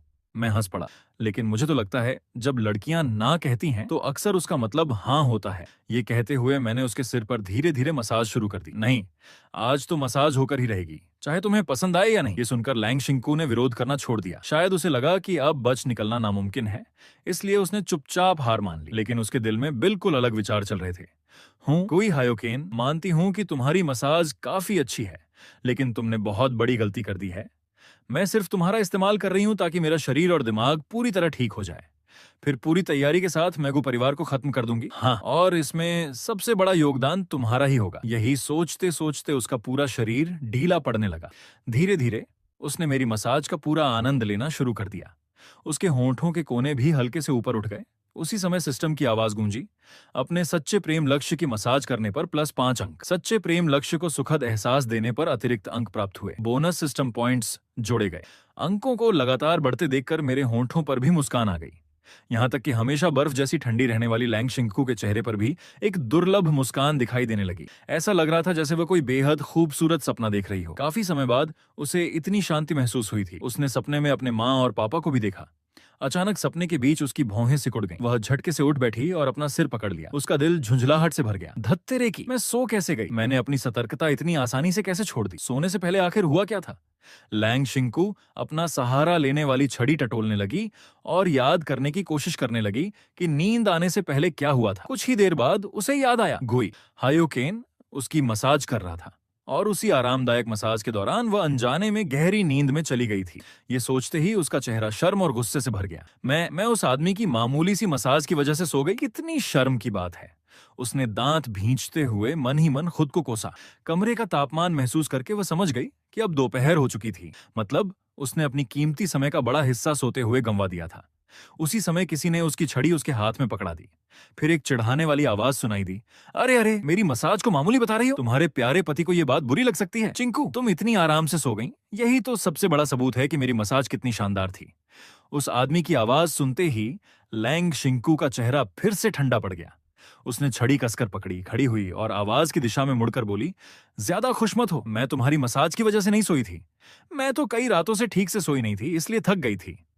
वैसे भी तुम्हारी मसाज बिल्कुल खास नहीं थी। मैंने उसकी बात सुनी और मुस्कुराए बिना नहीं रह सका। आखिर सिस्टम लगातार संदेश भेज रहा था, सच्चा प्रेम लक्ष्य बेहद खुश है, अतिरिक्त अंक प्राप्त हुए। सच्चा प्रेम लक्ष्य आराम की वजह से गहरी नींद में चला गया। ऐसे न जाने कितने संदेश लगातार सामने आ रहे थे। बेशक असल जिंदगी में मैं इतना भी अनजान इंसान नहीं था। मैंने गहरी सांस लेकर मायूस होने का नाटक किया। अच्छा, तो बात ऐसी है, मैं तो सच में सोच रहा था कि मैंने सिर्फ तुम्हारे लिए मसाज सीखकर कुछ अच्छा किया है। मेरी आवाज में छिपी निराशा सुनकर लैंग शिंकू के दिल में अचानक अपराध बोध की हल्की सी टीस उठी। आखिर उसने अभी अभी झूठ बोला था और वह अब भी गू परिवार का इस्तेमाल करने की योजना बना रही थी। सच यही था कि उसे सिर्फ गू परिवार की ताकत चाहिए थी, इसलिए वह गुई हायोकेन को पूरी तरह निराश करके खुद से दूर नहीं करना चाहती थी। कुछ पल चुप रहने के बाद उसने गहरी सांस ली और बोली, वैसे पूरी तरह बेकार भी नहीं थी, थोड़ी बहुत मदद जरूर हुई थी। फिर कुछ सोचकर उसने व्यंग्य भरे अंदाज में जोड़ा, लेकिन बस बहुत ही थोड़ी सी, ज्यादा गलतफहमी मत पाल लेना। उसकी बात सुनते ही मैंने उत्साह से उसका हाथ पकड़ लिया। तो फिर चिंकू मेरी जान, आज से मैं तुम्हें रोज मसाज दिया करूंगा, कैसा रहेगा? अपना नाजुक हाथ फिर से मेरी पकड़ में महसूस करते ही और मेरा अचानक बदला हुआ लहजा सुनकर लैंग शिंकू बुरी तरह झेंप गई। वह झल्लाकर बोली, मुझे छोड़ो, किसने कहा कि तुम्हें बार बार मुझे छूने का हक है? और ये अजीब अजीब नामों से बुलाना भी बंद करो, बहुत घटिया लगता है। अब लैंग शिंकू सचमुच अपना धैर्य खोने लगी थी। शेनमो सिटी के मशहूर गु परिवार का यह तथाकथित युवा मालिक सच में बेहद परेशान करने वाला इंसान था। मैंने तेजी से सिर हिलाया। ठीक है चिंकू, तुम मुझे जो चाहे बुला सकती हो, आखिर हम एक ही परिवार बनने वाले हैं, है ना? लैंग शिंकू ने तुरंत तुनक कर जवाब दिया। छे, कौन तुम्हारे साथ परिवार बनने वाला है? मैं मुस्कुराया और धीरे से कहा, लेकिन क्या तुमने मुझसे शादी करने के लिए हामी नहीं भरी थी क्या मुझसे? उसने तुरंत पलटकर जवाब दिया, वो तो बचपन में तय हुई एक सगाई थी। मैं मुस्कुराया और बोला, अरे बचपन की सगाई का मतलब तो यही हुआ ना कि हम तो जन्म से ही पति पत्नी जैसे थे। लैंग शिंकू मुझे देख नहीं सकती थी, लेकिन अगर देख पाती तो शायद खुद को मुझे एक मुक्का मारने से रोक नहीं पाती। ये आदमी लगातार बकवास किए जा रहा है, इसकी एक भी बात का कोई सिर पैर नहीं होता। सच में कितना परेशान करने वाला इंसान है, लेकिन बदला लेने के लिए फिलहाल मुझे इसे कुछ समय तक सहना ही पड़ेगा। ये सोचकर लैंग शिंकू ने गहरी सांस ली। उसने खुद को जबरदस्ती शांत किया और सपाट आवाज में बोली, ठीक है, जो कहना है कहते रहो, अब क्या तुम वापस जा सकते हो? काफी देर हो चुकी है। इतने में बाहर से लैंग लिंगर की शिकायत भरी आवाज सुनाई दी, दीदी मैं बहुत गुस्से में हूँ, आज हमारी मैथ्स की कॉपियां मिली, मैं फिर से फेल हो गई। क्या वो टीचर जानबूझकर मुझे निशाना बना रही है? और हाँ, एनीली ने छुट्टी ले ली थी ना, तो आज हमारे लिए खाना किसने बनाया? रसोई से इतनी अच्छी खुशबू क्यों आ रही है? बात करते करते उसकी आवाज करीब आती गई। जैसे ही वह स्टडी रूम के दरवाजे तक पहुंची, उसकी आवाज अचानक रुक गई। मैंने मुस्कुराते हुए हाथ हिलाया। वापसी पर स्वागत है। लैंग लिंगर ने मेरी तरफ उंगली उठाई। तो तुम यहाँ? तुमने तो मुझसे वादा किया था कि मेरी बहन के साथ अकेले नहीं रहोगे। मैंने हैरानी जताते हुए जवाब दिया, मैं अपनी पत्नी से उसके ही घर मिलने आया हूँ। इसमें अजीब क्या है? ऐसा कौन सा कानून है जो कहता है कि पति अपनी पत्नी के साथ अकेला नहीं रह सकता? पास खड़ी लैंग शिंकू ने बिना कोई भाव बदले हल्का सा भौं उठा दी। इस आदमी को सच में जरा भी शर्म नहीं है। उधर लैंग लिंगर का चेहरा लाल हो गया। उसने पहले मेरी तरफ देखा, फिर मेरी पकड़ में मौजूद लैंग शिंकू का हाथ देखा और हकलाने लगी। बात तो कुछ हद तक सही लगती है, लेकिन फिर भी ऐसा नहीं होना चाहिए। दीदी मेरा परिवार है और तुम मेरी बहन के पति हो, तो मैं तुम्हारी साली हुई। मतलब हम सब एक ही परिवार। जितना ज्यादा वह सोचती गई उतनी ही ज्यादा उलझती चली गई। आखिरकार उसने सोचना ही छोड़ दिया। अपने छोटे से नुकीले दांत दिखाते हुए उसने मेरी तरफ उंगली तानी और धमकी दी, जो भी हो अब तुम यहाँ से चले जाओ, वरना तुम्हें मेरे ताइक्वांडो की ताकत महसूस करा दूंगी। लैंग शिंकू मन ही मन हल्का सा मुस्कुराई। यही तो मेरी छोटी बहन है, हर हाल में मेरी ही तरफ खड़ी रहती है। मैंने लापरवाही से कंधे उचकाए। मुझे जाने में कोई दिक्कत नहीं, लेकिन तुम दोनों में से खाना कौन बनाएगा? आज तो मैंने सिर्फ एक ही डिश बनाई है। लैंग शिंकू ने भौहें सिकोड़ लीं। तुम अचानक खाना बनाने की बात क्यों? वह बीच में ही रुक गई। उसे याद आया कि पिछली रात ये हकलाते हुए कह रही थी कि वो कुछ समय के लिए छुट्टी लेने वाली है। मतलब अब घर में सिर्फ वही और लिंगर थी। लैंग लिंगर भी हैरान रह गई। तो रसोई से जो खुशबू आ रही है वो खाना तुमने बनाया है? उसने उत्सुकता से मेरी तरफ देखा। मैं मुस्कुराया। बिल्कुल, और यकीन मानो मेरा बनाया खाना किसी बड़े शेफ से भी कम नहीं है। बेशक पहले मुझे खाना बनाना नहीं आता था, लेकिन अब मेरे पास सिस्टम था। मैंने फिर से लैंग शिंकू का हाथ पकड़ लिया। हालांकि उसके चेहरे पर साफ नापसंदगी थी। उसने थोड़ा हाथ छुड़ाने की कोशिश की, लेकिन जब सफल नहीं हुई तो चुपचाप रहने लगी।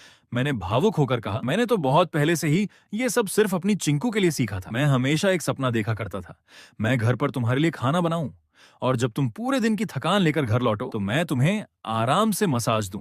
छुट्टियों वाले दिन हम दोनों आंगन में बैठकर चाय पिएं, फूलों का आनंद लें और कभी कभी बाहर छोटा सा बारबेक्यू भी करें। अब लैंग लिंगर से रहा नहीं गया। वह तुरंत हमारे बीच आ गई और जबरदस्ती हमारे जुड़े हुए हाथ अलग कर दिए। फिर उसने गुस्से से मुझे घूरते हुए कहा, अरे तुम्हारा मतलब है कि तुम घर पर रहकर गृहपति बनोगे और मेरी बहन बाहर जाकर कमाएगी? क्या तुम सच में आदमी हो? लैंग शिंकू को भी उसकी बात सुनकर हल्की हंसी आ गई। ये आदमी सच में बाकी मर्दों से बिल्कुल अलग है। दूसरे लड़के लड़कियों से कहते हैं, मैं जिंदगी भर तुम्हारा सहारा बनूंगा, लेकिन गुई हायोकेन तो बिल्कुल उल्टा सोचता है। मैंने होंठ सिकोड़ते हुए लैंग लिंगर को ऐसे देखा जैसे उसने कोई बेवकूफी भरी बात कह दी हो। अरे इसमें सोचने वाली क्या बात है? मेरी चिंकू इतनी काबिल है, और मेरी तरह का बेवकूफ बाहर जाकर पैसे कमाएगा भी क्या? कहीं ऐसा ना हो कि मैं पूरा गु परिवार का कारोबार ही डुबो दूं। इसलिए सबसे अच्छा यही है कि मेरी चिंकू सब संभाले। मेरी बात सुनकर लैंग लिंगर पूरी तरह निरुत्तर हो गई। ये साफ साफ मेरी बहन की तारीफ कर रहा है, लेकिन पता नहीं क्यों फिर भी मुझे इस पर गुस्सा आ रहा है। उसने फिर कहा, और एक बात, तुम दोनों को साथ आए अभी सिर्फ दूसरा दिन हुआ है। इतनी जल्दी ऐसे मत बर्ताव करो जैसे सालों से साथ हो। उधर लैंग शिंकू भी मेरी बातें सुनकर मन ही मन मुस्कुरा उठी। उसके होंठों के कोनों पर हल्की सी मुस्कान उभर आई, लेकिन अगले ही पल उसने खुद को रोक लिया। अगर उस बदतमीज ने मेरी मुस्कान देख ली तो अच्छा नहीं होगा, इसलिए उसने तुरंत अपने चेहरे को फिर से गंभीर बना लिया। उसी समय सिस्टम की आवाज सुनाई दी, सच्चा प्रेम लक्ष्य खुश महसूस कर रहा है, अनुकूलता +7। ये सुनते ही मैं अंदर ही अंदर खुशी से झूम उठा। बहुत बढ़िया, अगर यही रफ्तार रही तो लैंग शिंकू के साथ मेरी नजदीकी बहुत जल्दी बढ़ जाएगी। ये सोचकर मेरा उत्साह फिर से दोगुना हो गया। मैं मुस्कुराते हुए बोला, काफी देर हो गई है, मैं नीचे जाकर खाना बनाता हूँ। चिंकू तुम तब तक थोड़ी देर पढ़ाई कर लो, खाना तैयार होते ही तुम्हें बुला लूंगा। इतना कहकर मैंने बेहद सावधानी से लैंग शिंकू का हाथ थामा और उसे धीरे धीरे स्टडी टेबल तक ले जाने लगा। शायद वह इस तरह किसी के सहारा देने की आदी नहीं थी। उसकी भौहें हल्की सी सिकुड़ गईं। उसने विरोध किया, मैं खुद चल सकती हूँ, धन्यवाद। लेकिन मैं इतनी आसानी से उसे छूने का मौका कैसे छोड़ देता? मैंने पूरी गंभीरता से कहा, नहीं, अगर मैं यहाँ नहीं होता तो बात अलग थी, लेकिन जब मैं मौजूद हूँ तो मैं तुम्हें किसी भी तरह की परेशानी में नहीं पड़ने दूंगा। अगर कल की तरह तुम फिर गिर गई तो वो बिल्कुल अच्छा नहीं होगा। लैंग शिंकू ने झुंझलाकर कहा, मेरा हाथ छोड़ो। इतना कहते ही उसे कल की वही शर्मनाक घटना याद आ गई। धत्तेरे की ये बदतमीज आदमी। मैं उसे धीरे धीरे स्टडी टेबल तक ले गया, फिर अनमने मन से उसका हाथ छोड़ दिया। ठीक है, छोड़ दिया, अब मैं नीचे जा रहा हूँ। उसकी प्रतिक्रिया का इंतजार किए बिना मैं तुरंत स्टडी से बाहर निकल गया। मेरे जाते ही लैंग शिंकू गुस्से से भर उठी। उसकी सांसें तेज चलने लगीं। दुनिया में कोई इंसान इतना परेशान करने वाला भी हो सकता है? सच में कितना झुंझलाने वाला आदमी है। लेकिन अगले ही पल उसे याद आया, वही आदमी इस समय नीचे उसके और उसकी बहन के लिए खाना बना रहा था। गु परिवार का इतना बड़ा युवा मालिक जो खुद रसोई में खड़े होकर उनके लिए खाना बना रहा था। ये सोचते ही लैंग शिंकू के दिल में एक अनजानी भावना धीरे धीरे जन्म लेने लगी। ये बदतमीज आदमी न सिर्फ मेरे लिए मसाज करता है, बल्कि अपनी हैसियत की परवाह किए बिना मेरे और मेरी बहन के लिए खुद खाना भी बना रहा है, उसकी छोटी बहन के लिए भी। नहीं, मैं ऐसा बिल्कुल नहीं सोच सकती। लैंग शिंगा ने गहरी सांस ली और अपने भीतर उठ रही भावनाओं को दबाने की कोशिश की। ये सब तो गुई हायोकेन ने खुद अपनी मर्जी से किया है। मैंने उससे कभी कुछ करने के लिए नहीं कहा। हाँ, मुझे उसके लिए जरा भी एहसान महसूस नहीं करना चाहिए। यही भावनाएं बदला लेने की राह में सबसे बड़ी रुकावट बनती है। उसी समय पास खड़ी लैंग लिंगर ने देखा कि उसकी बड़ी बहन किसी गहरी सोच में डूबी हुई है। उसके चेहरे पर दर्द साफ झलक रहा था। और वह बेहद उदास दिखाई दे रही थी। धत्त तेरे की गुई हायोकेन, सब तुम्हारी वजह से हुआ है। मेरी बहन इस तरह परेशान हो रही है। मुझे तो इतना गुस्सा आ रहा है कि अभी फट पड़ूं। चाहे तुम्हारी और दीदी की बचपन में सगाई हुई हो, चाहे तुम तकनीकी रूप से मेरे जीजाजी ही क्यों ना हो, चाहे ये सब सच हो। लैंग लिंगर कुछ कहने ही वाली थी कि तभी लैंग शिंकू ने उसे रोक दिया। लिंगर, जाओ गुई हायो केन की रसोई में मदद कर दो। कम से कम उसे ऐसा ना लगे कि लैंग परिवार के लोग सिर्फ बैठे बैठे मुफ्त का खाना खाते हैं। ये सुनकर लैंग लिंगर का मुंह थोड़ा सा खुला रह गया। वह पूरी तरह हैरान थी। उधर रसोई में गुई हायो केन ने एक बेबस नजर से बगल में देखा। लैंग लिंगर कटोरे में फेंटे हुए अंडों के साथ अंडों के छिलके भी मिला रही थी। मैंने बेबसी से कहा, तो इसे तुम मेरी मदद करना कहती हो? मेरी बात सुनते ही लिंगर का गुस्सा फिर भड़क उठा। उसने मुझे घूरते हुए कहा, तुम जैसे लोगों की वजह से ही मेरी बहन बदल गई है। इतना कहते कहते उसकी आंखें भर आईं। गुस्से में उसने अपनी छोटी छोटी मुट्ठियों से मेरे सीने पर लगातार मुक्के मारने शुरू कर दिए। मैं आखिर तुम्हारी मदद कैसे कर सकती हूँ? मैं तुम्हें मारूंगी, इतना मारूंगी कि जान निकल जाएगी। अगले ही पल उसकी आंखें अचानक बड़ी हो गईं, क्योंकि मैंने सीधे उसके मुंह में कुछ रख दिया था। वह चीज गर्म थी और आकार में भी थोड़ी बड़ी। उसने अनजाने में उसे चबाना शुरू कर दिया। अचानक एक लाजवाब स्वाद उसकी जीभ पर फूट पड़ा। वह स्वाद पूरे मुंह में फैल गया। लैंग लिंगर की आंखें चमक उठी। उसने अविश्वास से मेरी तरफ देखा। मुंह चलाते हुए उसने पूछा, ये क्या है? इतना स्वादिष्ट कैसे हो सकता है? मैंने उसके मुंह से चॉपस्टिक निकाली, उसे ठंडे पानी से धोया और बिना उसकी तरफ देखे जवाब दिया, स्पाइसी रैबिट। लैंग लिंगर ने सिर हिलाया। ओह, तो ये खरगोश का मांस है। लेकिन अगले ही पल वह जोर से चीख पड़ी। क्या खरगोश? वह स्तब्ध रह गई। उसने कांपती नजरों से टेबल की तरफ देखा। वहां एक बेहद खूबसूरती से सजाई गई स्पाइसी रैबिट की डिश रखी हुई थी। उसकी आंखों के आगे जैसे अंधेरा छा गया। उसे लगा कि वह अभी बेहोश हो जाएगी। बर्तन धोते हुए गुई हायोकेन ने उसकी तरफ शरारती मुस्कान के साथ देखा। क्यों शैतान, कैसा लगा? कमाल का स्वाद था ना? समय धीरे धीरे बीतने लगा। खरगोश का मांस खा लेने की वजह से लैंग लिंगर सचमुच बहुत दुखी हो गई थी। मुझे भी थोड़ा अपराध बोध महसूस हुआ। इसलिए मैंने उससे कहा कि अब उसे मेरी मदद करने की जरूरत नहीं है। मैंने उसे जाकर ड्राइंग रूम में बैठकर कार्टून देखने के लिए भेज दिया। लैंग लिंगर सोफे पर पालथी मारकर बैठ गई। उसका मुंह अब भी फूला हुआ था। टीवी पर गैंगस्टर वाला कार्टून चल रहा था। उसने एक बड़ा सा सफेद मुलायम खरगोश वाला खिलौना सीने से लगा रखा था और टीवी की तरफ देखते हुए बड़बड़ाने लगी, बदमाश, बेवकूफ, निकम्मे इंसान। खरगोश इतने प्यारे होते हैं और तुम उन्हें खा जाते हो। उस पर लैंग लिंगर की नजरों में मेरी इज्जत और भी गिर गई। तभी ऊपर से आवाजें सुनाई दी, मैं खुद चल सकती हूँ, मेरा हाथ छोड़ो। मैंने तुरंत जवाब दिया, बिल्कुल नहीं, सीढ़ियां उतरना कोई मजाक नहीं है। अगर मेरे बस में होता तो मैं तुम्हें गोद में उठाकर नीचे ले आता। लैंग शिंकू झेंप गई, जरूरत नहीं है, मैं अब बच्ची नहीं हूँ। गुई हायोकेन, इतना नाटक मत करो। मैं मुस्कुराया और पूरे गंभीर भाव से बोला, जब तक कोई लड़की शादीशुदा नहीं होती, मेरे लिए वह अब भी बच्ची ही होती है। मैंने सावधानी से लैंग शिंकू का हाथ थाम रखा था और उसे धीरे धीरे सीढ़ियों से नीचे उतार रहा था। इतनी नजदीकी में वह मेरी गर्म सांसों की आहट तक महसूस कर सकती थी। मेरे शरीर से आती हल्की सी खुशबू भी उसकी सांसों में घुल रही थी। ये तो एक आदमी है, फिर इससे इतनी अच्छी खुशबू क्यों आ रही है? लेकिन अगले ही पल उसने सिर झटक दिया, नहीं, बिल्कुल नहीं। सभी अविवाहित लड़कियों को बच्चा कहना कितनी बेहुदा बात है। पूरा लैंग परिवार मैं संभालती हूँ और ये मुझे छोटी बच्ची समझने की हिम्मत करता है। लैंग लिंगर ने ऊपर से आती आवाजें सुनी तो वह घबरा गई। उसने तुरंत अपना खरगोश वाला खिलौना फेंका और दौड़कर बाहर आई। सिर्फ एक नजर डालते ही उसने देखा मैं उसकी बहन को बेहद करीब से सहारा देकर नीचे ला रहा था। यह दृश्य देखते ही उसका मूड फिर खराब हो गया। मैंने उसकी शक्ल देखकर अनजान बनने का नाटक किया। अरे लिंगर, तुम अपने जीजा जी को देखते ही इतना नाराज क्यों हो जाती हो? अभी तो मैंने तुम्हें इतना अच्छा खाना खिलाया था। अगर मैं ये बात न कहता तो शायद ठीक रहता। लेकिन जैसे ही मैंने उसका जिक्र किया, लिंगर फिर भड़क उठी। उसने मुझे घूरते हुए कहा, छे जीजा जी, आपको अभी भी ये बात कहने की हिम्मत है? मैंने बेबस होकर हाथ फैला दिया। मुझे क्या पता था लिंगर कि तुम वो चीज नहीं खाती। लैंग लिंगर गुस्से से बोली, लड़कियां ऐसी चीजें नहीं खाती। पास बैठी लैंग शिंकू पूरी तरह उलझ गई। ये दोनों आखिर किस बारे में बात कर रहे हैं? क्या खिलाया? कौन सी चीज? मुझे इनकी एक भी बात समझ क्यों नहीं आ रही? मैंने हंसते हुए हाथ हिलाया। चलो रहने दो, अब उस बात को यहीं खत्म करते हैं। इतना कहकर मैंने धीरे से लैंग शिंकू को कुर्सी पर बैठा दिया। फिर मैंने अब भी मुंह फुलाए खड़ी लैंग लिंगर की तरफ देखा। अब ऐसे फूले हुए मत खड़ी रहो, आओ खाना खाते हैं। लैंग लिंगर ने हल्की सी नाक सिकोड़कर आवाज निकाली और आखिरकार जाकर बैठ गई। जैसे ही उसकी नजर खाने की मेज पर पड़ी, वह कुछ पल के लिए स्तब्ध रह गई। पूरी मेज तरह तरह के लाजवाब व्यंजनों से भरी हुई थी। हर डिश रंग बिरंगी, बेहद आकर्षक और इतनी सुगंधित थी कि किसी का भी मन ललचा जाए। उसने अविश्वास से मेरी तरफ देखा। ये सब तुमने बनाया है? वह बीच में ही रसोई छोड़कर चली गई थी। उसे बिल्कुल उम्मीद नहीं थी कि मैं अकेले इतने सारे पकवान बना दूंगा। खाने की मनमोहक खुशबू उसकी सांसों में भर गई। वह खुद को रोक नहीं पाई। उसके मुंह में अपने आप पानी आ गया और उसने अनायास ही लार निगल ली। मैं मुस्कुराया और कहा, मैंने पहले ही कहा था, ये सब मैंने खास अपनी चिंकू के लिए सीखा है। लिंगर के सवाल का जवाब देने के बाद मैंने मुस्कुराकर लैंग शिंगकू की तरफ देखा। कटोरियां, प्लेटें और चॉपस्टिक पहले से ही सलीके से सजाकर रखी जा चुकी थीं। मैंने प्लेट से रोस्ट डक का एक नरम टुकड़ा उठाया और बड़े प्यार से लैंग शिंकू के कटोरे में रख दिया। इसे चख कर देखो, मुझे पूरा यकीन है कि आज की सभी डिशों में तुम्हें यही सबसे ज्यादा पसंद आएगी। मेरी आवाज बेहद कोमल और अपनापन लिए हुए थी। आंखों में भी सच्ची गर्मजोशी और स्नेह झलक रहा था। भले ही लैंग शिंकू मेरी आंखें नहीं देख सकती थी, लेकिन मेरी आवाज में छिपी ईमानदारी को वह साफ महसूस कर सकती थी। उसके शांत दिल में हल्की सी लहर उठी। अच्छा है या नहीं, ये तो चखने के बाद ही पता चलेगा। लैंग शिंकू ने हल्की सी नाक सिकोड़कर धीमे से हूं कहा। फिर उसने कटोरे से रोस्ट डक का टुकड़ा उठाया और धीरे धीरे अपने मुंह तक ले गई। जैसे ही उसने पहला निवाला खाया, स्वाद का ऐसा विस्फोट उसकी जीभ पर हुआ कि वह अनायास ही थोड़ा सीधी होकर बैठ गई। उसकी सांसें हल्की सी तेज हो गईं। वह भीतर तक चौंक गई। ये इतना स्वादिष्ट कैसे हो सकता है? बहुत अच्छा है, मुझे और खाना है।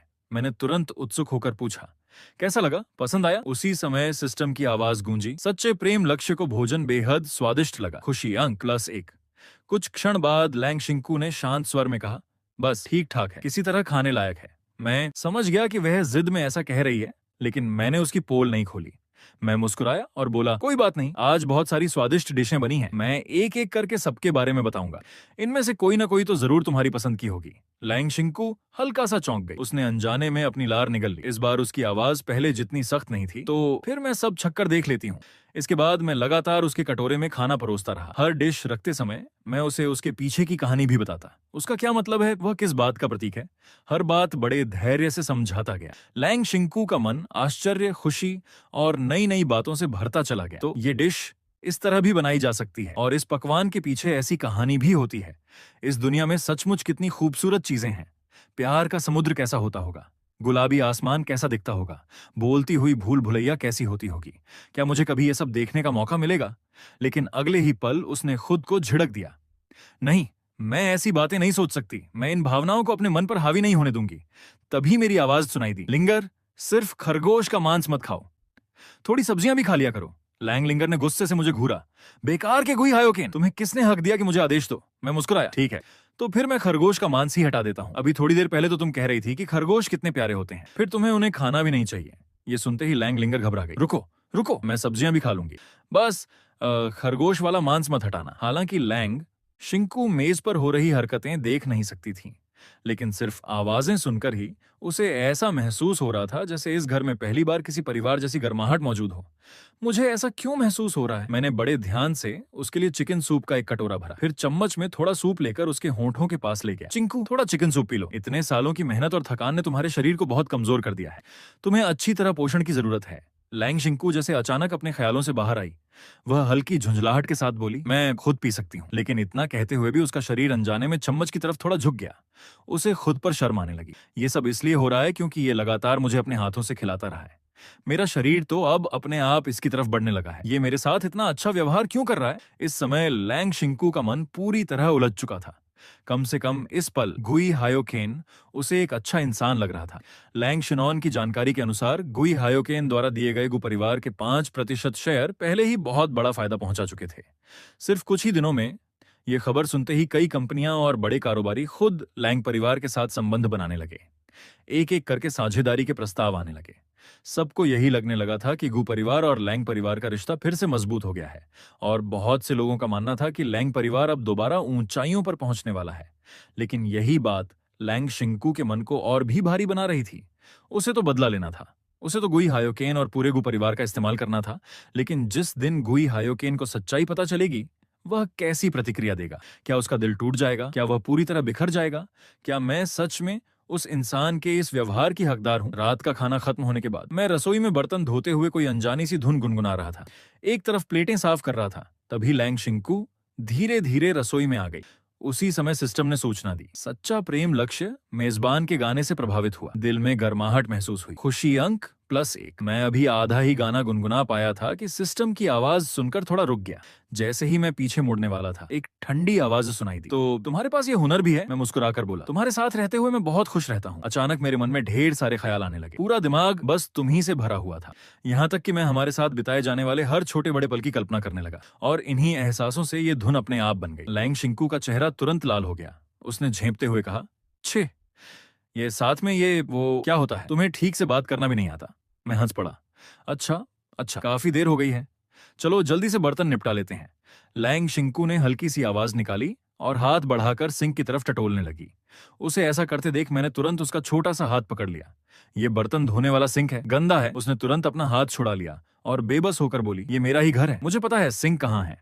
मैं उसे अपने साथ बर्तन धोते हुए देख रहा था। मेरे दिल में एक अजीब सी गर्माहट भर आई। मैंने दूसरा नल खोलते हुए कहा, ठीक है चिंकू, तुम उस तरफ वाले बर्तन धो लो, ये बड़े भगोने और कटोरे में साफ कर लेता हूँ। लैंग शिंकू ने धीरे से सिर हिलाया। फिर कुछ पल रुककर उसने ऐसे ही पूछा, तुम गाना नहीं गाओगे? मैं एक पल के लिए चौंक गया, फिर मुस्कुरा कर बोला, अगर तुम्हें अच्छा लगता है तो मैं सिर्फ तुम्हारे लिए गाता रहूंगा। लैंग शिंकू ने जिद भरे अंदाज में जवाब दिया, ऐसा नहीं है कि मैं सच में सुनना चाहती हूँ, अगर गाना है तो गाओ, मुझे कोई फर्क नहीं पड़ता। उसकी बात खत्म होते ही मेरी नई नई खुली हुई सुरीली आवाज फिर पूरे रसोई घर में गूंजने लगी। मैं सिर्फ लैंग शिंकू के लिए गा रहा था। यहाँ तक कि सिस्टम भी इस माहौल से इतना प्रभावित हुआ कि उसने मुझे इनाम में अतिरिक्त छूट दे दी। लेकिन हम दोनों में से किसी ने भी दरवाजे की तरफ ध्यान नहीं दिया। वहां एक लड़की चुपचाप खड़ी थी। उसके चेहरे के भाव धीरे धीरे सख्त होते जा रहे थे। लैंग लिंगर मुझे देख रही थी। उसे ऐसा लग रहा था मानो मेरे चारों तरफ कोई चमकदार आभा फैल गई हो। वे दोनों हंसते हुए बातें कर रहे थे, साथ में बर्तन धो रहे थे, यहाँ तक कि साथ गाना भी गा रहे थे। उसे अचानक लगा जैसे वह इस पूरे दृश्य में कहीं फिट ही नहीं बैठती। ये सब आखिर ऐसा कैसे हो गया? लैंग लिंगर ने अपना सिर पकड़ लिया और मन ही मन रोने लगी। सूरज पूरी तरह डूब चुका था। लैंग परिवार के मुख्य दरवाजे पर मैं मुस्कुराते हुए बोला, काफी देर हो गई है, अब मैं चलता हूँ। ये सुनकर लैंग शिंकू ने शांत स्वर में कहा, अगर हर बार इतना सारा खाना बनाने वाले हो तो शायद मत आया करो। मैं हंस पड़ा। मुझे पता है तुम्हें अपने होने वाले पति की रसोई में इतनी मेहनत करने की चिंता हो रही है, अगली बार कम डिशें बनाऊंगा। लैंग शिंकू बेबस होकर बोली, अरे मैंने ऐसा कब कहा? मुझे तो बस हमारे रसोई के चूल्हे की उम्र की चिंता है। इतना कहकर वह मुड़ी और वापस घर के अंदर चली गई। मैंने खुश होकर पीछे से आवाज लगाई, चिंकू मैं कल सुबह फिर आऊंगा। अंदर से बस एक शांत सा जवाब आया, जैसी तुम्हारी मर्जी। इसके तुरंत बाद मुख्य दरवाजा धीरे से बंद हो गया, लेकिन ऐसी जगह जिसे मैं देख नहीं सकता था। जैसे ही लैंग शिंकू वापस अंदर जाने लगी, उसके होंठों के कोने अनायास ही हल्के से ऊपर उठ गए। उसके चेहरे पर एक बेहद हल्की अनजानी मुस्कान खिल गई। उसी समय अचानक कोई दौड़कर उससे आकर लिपट गया। अगले ही पल रोने जैसी आवाज सुनाई दी, दीदी आप बदल गई हैं। लैंग लिंगर की बात सुनकर लैंग शिंकू बेबस होकर मुस्कुरा दी। क्या हुआ लिंगर, मैं कैसे बदल गई? ये सुनते ही लैंग लिंगर और भी उदास हो गई। दीदी आप सचमुच बदल गई हैं। जब से वो गुई हायोकेन आया है, आप अजीब सा व्यवहार करने लगी हैं। अब तो आपकी नजर में बस वही रहता है। आज सिर्फ एक ही दिन हुआ है, लेकिन मुझे तो पहले ही लगने लगा है कि इस घर में मेरी कोई जगह ही नहीं बची। लैंग शिंकू कुछ पल के लिए चुप हो गई। उसे लगा शायद सचमुच गुई हायोकेन के कारण वह अनजाने में लिंगर पर पहले जितना ध्यान नहीं दे पा रही थी। उसने मन ही मन लंबी सांस भरी। मुझसे सच में गलती हो गई।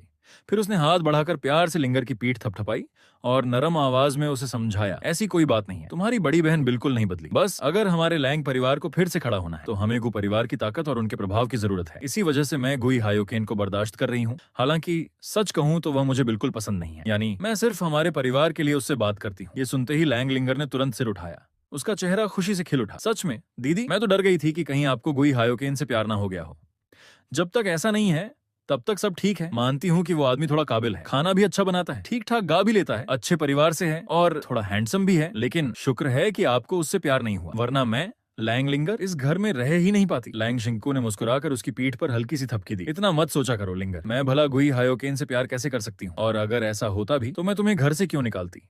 चलो अब जाओ, नहा लो, थोड़ा टीवी देख लो, फिर सो जाना। हालांकि लिंगर को अपनी बहन की बातों से तसल्ली मिल गई थी, फिर भी उसने जाते जाते दोबारा कहा, दीदी आपको सच में उस बेवकूफ आदमी से प्यार नहीं करना है, ठीक है? लैंग शिंकू कुछ क्षण चुप रही, फिर बोली, लिंगर फिलहाल वो तुम्हारे जीजा जी हैं, कम से कम उनका नाम लेते समय थोड़ा सम्मान तो दिखाया करो। और हाँ, तुमने कहा था ना कि मैथ्स में फेल हो गई हो, नहा लेने के बाद स्टडी में आ जाना। आज रात मैं खुद तुम्हें पढ़ाऊंगी। क्या दीदी। लैंग लिंगर पूरी तरह हैरान रह गई। अभी अभी आखिर हुआ क्या? उधर लैंग परिवार से निकलने के बाद मैंने तुरंत शाओ लिंग के बारे में जानकारी जुटानी शुरू कर दी, क्योंकि मूल कहानी में शाओ लिंग ही असली पुरुष नायक था। उसने ड्रैगन किंग पर्वत पर रहकर कई बूढ़े गुरुओं से प्रशिक्षण लिया था।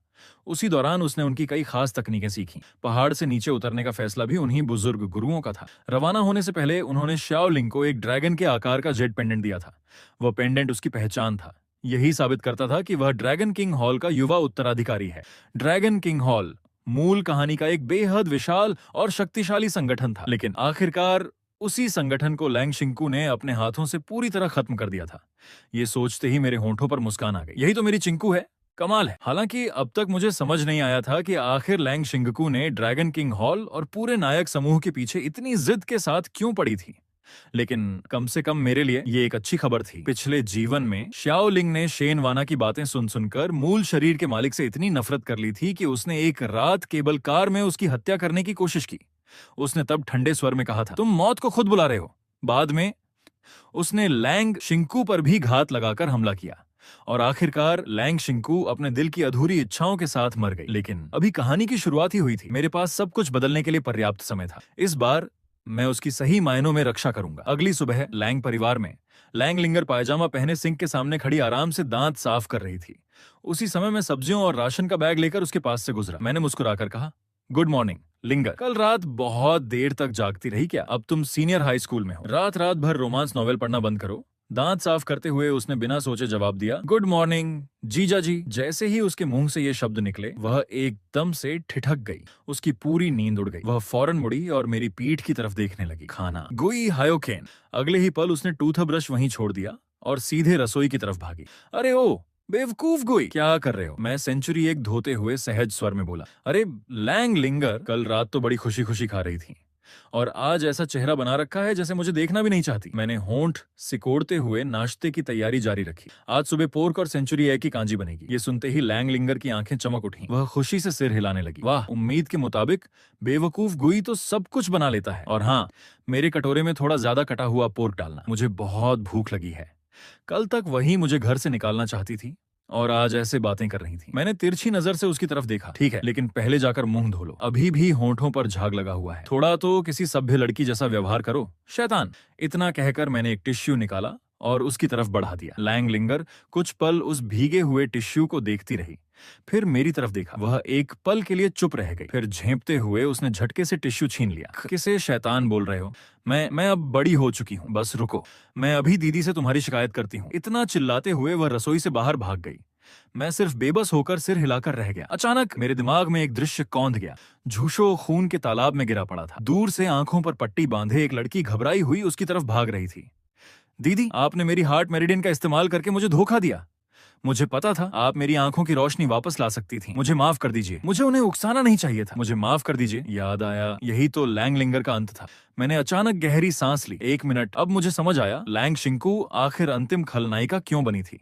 अगर सचमुच ऐसा है तो अब से मुझे लंबे समय तक लैंग लिंगर पर भी नजर रखनी होगी। किसी और वजह से नहीं, बल्कि उस दर्दनाक भविष्य को रोकने के लिए। मैं चाहता हूं कि लैंग शिंकू अपनी ताकत बनाए रखे, लेकिन अपने परिवार की कुर्बानी देकर नहीं। मैं इस त्रासदी को हर हाल में रोकूंगा। ये सोचते ही मेरी आंखों में दृढ़ निश्चय चमक उठा। सुरक्षा के लिए मैंने अपने बचे हुए सारे सिस्टम पॉइंट्स नजदीकी लड़ाई की क्षमता बढ़ाने में लगा दिए। उसी समय सिस्टम की आवाज फिर गूंजी, अपनी साली को बचाना और सच्चे प्रेम लक्ष्य को दिल टूटने से बचाना, इसे भी शुद्ध प्रेम का कार्य माना जाएगा। सिस्टम इससे अत्यंत संतुष्ट है। ऊपर स्टडी रूम में लैंग शिंकू शांत बैठी किताबों के पन्ने पलट रही थी। अचानक उसे जैसे किसी की आहट सुनाई दी। उसके होंठों पर हल्की मुस्कान आई, लेकिन उसने तुरंत उसे छिपा लिया। फिर उसने दरवाजे की दिशा में मुड़कर सपाट आवाज में कहा, मुझे याद नहीं कि मैंने तुम्हें यहाँ आने का निमंत्रण दिया था। ये सुनकर मेरे होंठों पर मुस्कान फैल गई। पता नहीं क्यों चिंकू का ऐसा ठंडा लहजा मुझे बिल्कुल भी हतोत्साहित नहीं करता था, बल्कि मुझे उसकी तरफ और भी खींच लेता था। मैं धीरे से उसके सामने बैठ गया और प्यार से उसके बिखरे बाल ठीक करने लगा। तुमने बुलाया नहीं, लेकिन मुझे साफ याद है कि कल रात तुमने कहा था जब चाहो तब आ सकते हो, और फिर अगर मैं नहीं आऊंगा तो तुम्हारे लिए नाश्ता कौन बनाएगा चिंकू? वैसे चिंकू, तुम्हें कैसे पता चला कि मैं ही हूँ? लैंग शिंकू ने महसूस किया कि मैं उसके पास आकर उसके बाल ठीक कर रहा हूँ, लेकिन उसने मेरा हाथ नहीं हटाया। वह बस शांत स्वर में बोली, जो भी हो। उसके इस जवाब का मतलब नम भी हो सकता था। असल में मेरे आने से उसे बिल्कुल भी बुरा नहीं लगा था, बल्कि कहीं ना कहीं वह मन ही मन खुश भी थी। लेकिन वह कभी यह स्वीकार नहीं करती कि उसे मेरे आने का इंतजार था। उसने आगे कहा, और जहां तक मुझे ये पता चलने की बात है कि तुम आए हो, अंधे लोगों की बाकी इंद्रियां ज्यादा संवेदनशील हो जाती हैं। ये सुनकर मैंने मुस्कुराते हुए कहा, जैसी उम्मीद थी, हमारी चिंकू सबसे अलग है। मैं तुम्हारी तारीफ में सिर्फ 2 शब्द ही कह सकता हूँ। लैंग शिंकू थोड़ी उलझन में पड़ गई। कौन से 2 शब्द? मैंने उसकी ओर देखकर मुस्कुराते हुए कहा। होली, मेरी बात पूरी होने से पहले ही लैंग शिंकू बिना कुछ कहे खड़ी हो गई और अपना हाथ आगे बढ़ा दिया। ठीक है, चलो, तुमने आज सेंचुरी एग और लीन पोर्क की कांजी बनाई है ना? इस बार सचमुच मैं चौंक गया। तुम्हें यह भी पता चल गया? उसने हल्की सी मुस्कान के साथ कहा। हाँ, मैंने अंदाजा लगाया था, बस थोड़ा सा शक था। मैंने अविश्वास से कहा, सच में? लैंग शिंकू ने सिर हिलाया। हाँ। फिर उसने शांत स्वर में जोड़ा, लिंगर दौड़ती हुई आई थी, उसी ने बताया। मैं फिर से हक्का बक्का रह गया। अरे वाह चिंकू, तुम मजाक भी कर लेती हो। उसके होंठों पर हल्की सी मुस्कान तैर गई। हालांकि वह खुद नहीं देख सकती थी, लेकिन मुझे यकीन था कि इस वक्त उसका चेहरा बेहद प्यारा लग रहा होगा। मैं कुछ कहने ही वाला था कि अचानक मेरे मुंह से निकल पड़ा, तो फिर हमारी महान श्रीमती शिंकू, क्या तुम्हें पता है कि अब मैं क्या करने वाला हूं? लैंग शिंकू एक पल के लिए चौंक गई। उसका दिमाग तेजी से सोचने लगा। क्या करने वाले हो? वह अपनी बात पूरी भी नहीं कर पाई थी कि अचानक उसे महसूस हुआ कि उसके दोनों पैर जमीन से ऊपर उठ चुके हैं। उसकी कमर और पैरों को किसी ने मजबूती से थाम लिया था। तभी उसे एहसास हुआ, गुई हायोकेन ने उसे अपनी बाहों में उठा लिया था, और वह भी सीधे गोद में। लैंग शिंकू का दिल जोर जोर से धड़कने लगा। वह तुरंत छूटने की कोशिश करने लगी। ये क्या कर रहे हो? मुझे अभी नीचे उतारो। अगर लिंगर ने हमें इस हालत में देख लिया तो? लेकिन मैं भला ऐसा मौका कैसे छोड़ता? मैंने उसे और भी कसकर अपनी बाहों में भर लिया और मुस्कुराते हुए बोला, मेरी प्यारी चिंकू पत्नी, तुम कितनी कंजूस हो, मुझे गले तक नहीं लगाने देती। ऐसे तो आगे चलकर हमारे बच्चे कैसे होंगे? ये सुनते ही लैंग शिंकू का चेहरा टमाटर की तरह लाल हो गया। उसने अपनी छोटी सी गुलाबी मुट्ठी उठाकर मेरे सीने पर हल्का मुक्का मारा। बदमाश, मुझे नीचे उतारो। किसने कहा कि मैं तुम्हारे साथ बच्चे पैदा करना चाहती हूँ? लेकिन जितना वह छूटने की कोशिश करती, मैं उतना ही मुस्कुराता। मैं तो तुम्हें उठाकर सीधे डाइनिंग टेबल तक ले जाऊंगा। मैं उसे लेकर कमरे से बाहर निकलने ही वाला था कि अचानक मैंने महसूस किया लैंग शिंकू ने सिर झुका लिया था। वह बिल्कुल चुप हो गई थी। मैं घबरा गया। मैंने तुरंत उसे नीचे उतार दिया और जल्दी जल्दी माफी मांगने लगा। चिंकू, सॉरी, गलती हो गई, मेरी ही गलती थी। लेकिन अगले ही पल लैंग शिंकू ने सिर उठाया। उसके होंठों के कोने पर जीत भरी मुस्कान थी। उसने 2 उंगलियां उठाकर वी का निशान बनाया और बोली, अब स्कोर 2-1 हो गया। मैं कुछ पल के लिए समझ ही नहीं पाया। फिर अचानक मुझे सारी बात समझ आ गई। मैं बेबस होकर सिर हिलाने लगा। मुझे देखकर लैंग शिंकू भी अपनी हंसी रोक नहीं पाई। वह हल्के से हंसते हुए बोली, अब समझ आया, मुझे छेड़ने की कीमत चुकानी पड़ती है। मैंने मुस्कुराकर उसका हाथ थाम लिया। हाँ हाँ, अब समझ गया। मैं तो तुमसे डरने लगा हूं। चलो। लैंग शिंकू ने दिखावे के लिए थोड़ा हाथ छुड़ाने की कोशिश की, लेकिन आधे सेकंड बाद ही उसने मानो हार मान ली और चुपचाप मेरे साथ चल दी। डाइनिंग टेबल पर लैंग लिंगर बिल्कुल बुझी हुई बैठी थी, क्योंकि मैं पूरे समय चम्मच से लैंग शिंकू को एक एक कौर अपने हाथों से खिला रहा था और साथ साथ उसके कानों में मीठी बातें भी कर रहा था। चिंकू, स्वाद कैसा है? लैंग शिंकू ने गंभीर चेहरा बनाए जवाब दिया, बस ठीक ठाक। असल में उसे खाना बहुत पसंद आया था, लेकिन वह मानना नहीं चाहती थी। मैंने मुस्कुराकर कहा, ठीक है, फिर अगली बार भी तुम्हारे लिए यही बनाऊंगा। ये सुनते ही लैंग शिंकू तुरंत बोली, इसका मतलब तुम्हें पता चल गया कि मुझे ये पसंद है? उसने जोर देकर कहा, ठीक ठाक का मतलब ये भी हो सकता है कि बिल्कुल अच्छा नहीं लगा। मैं हंस पड़ा, लेकिन मैं साफ देख सकता हूँ कि तुम्हें ये पसंद आया है। लैंग शिंकू ने गर्व से नाक सिकोड़ ली। अच्छा, तुम्हें ऐसा भ्रम कैसे हो गया? मैंने कुछ पल सोचा और फिर हंसते हुए कहा, शायद इसलिए क्योंकि हर बार खाना खत्म होने के बाद तुम अपने होंठ चाटती हो। लैंग शिंकू एकदम सन्न रह गई। क्या मैं ऐसा करती हूँ? धत! उसके कान पल भर में लाल हो गए। शर्माते हुए उसने मेरी जांघ पर हल्का सा मुक्का मारा। दूर हटो। मैंने हंसते हुए उसका वहीं हाथ पकड़ लिया। हाँ हाँ चिंकू, मैं तुम्हें बहुत प्यार करता हूँ। वह झेंप कर बोली, खाना खाते वक्त ऐसी अजीब बातें मत किया करो। उधर लैंग लिंगर गुस्से से अपना चम्मच चबा रही थी। धत धत तेरे की, एक मामूली सा आदमी मेरी आंखों के सामने मेरी बहन के साथ इतनी नजदीकियां दिखा रहा है। ये कमीना। लैंग लिंगर से ये सब देखा नहीं जा रहा था, खासकर पिछली रात के बाद, जब उसे पता चला था कि उसकी बहन गुई हायोकेन के करीब सिर्फ लैंग परिवार के लिए होने का नाटक कर रही है। सब कुछ सिर्फ उनके परिवार के लिए था। उसकी महान बहन अपमान सहते हुए झूठा प्यार दिखाकर एक दिन घू परिवार पर कब्जा करने और लैंग परिवार को फिर से खड़ा करने की तैयारी कर रही थी। लिंगर को अपनी बहन पर तरस आने लगा। दीदी ने परिवार के लिए इतना बड़ा बलिदान दिया है, उसे लगा कि वह खुद किसी काम की नहीं है। वह साफ जानती थी कि उसकी बहन गुई हायोकेन से नफरत करती है, फिर भी परिवार के लिए उसे सब कुछ सहना पड़ रहा था और वह कुछ भी नहीं कर सकती थी। बस अपनी बहन को यह सब सहते हुए देख सकती थी।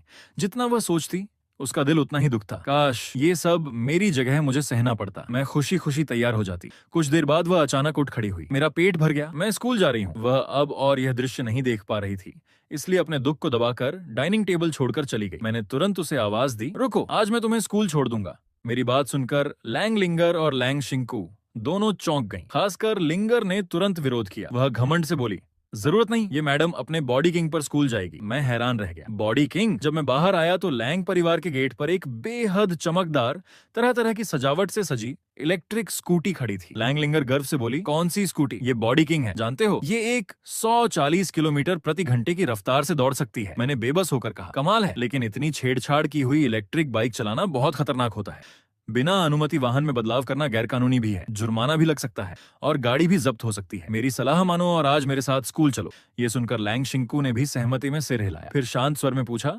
लिंगर, मैंने तुम्हारे लिए ड्राइवर रखा था ना, फिर तुम पिछले कुछ दिनों से उस गैरकानूनी मॉडिफाइड इलेक्ट्रिक बाइक से स्कूल क्यों जा रही हो?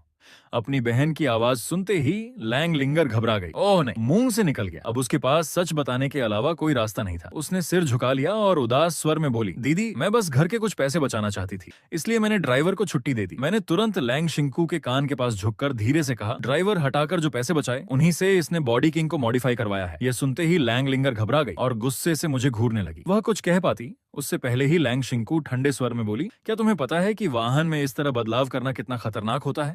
आज के बाद तुम उस बाइक को हाथ भी नहीं लगाओगी। फिर उसने मेरी तरफ मुड़कर, लैंग शिंकू ने मेरी ओर मुड़कर दृढ़ स्वर में कहा, आज से तुम्हारे जीजाजी ही तुम्हें रोज स्कूल छोड़ेंगे और वापस भी लेकर आएंगे। इस समय लैंग शिंकू सचमुच लैंग लिंगर की हरकतों से परेशान हो चुकी थी। उसे समझ ही नहीं आ रहा था कि यह लड़की इतनी जिद्दी कैसे हो सकती है।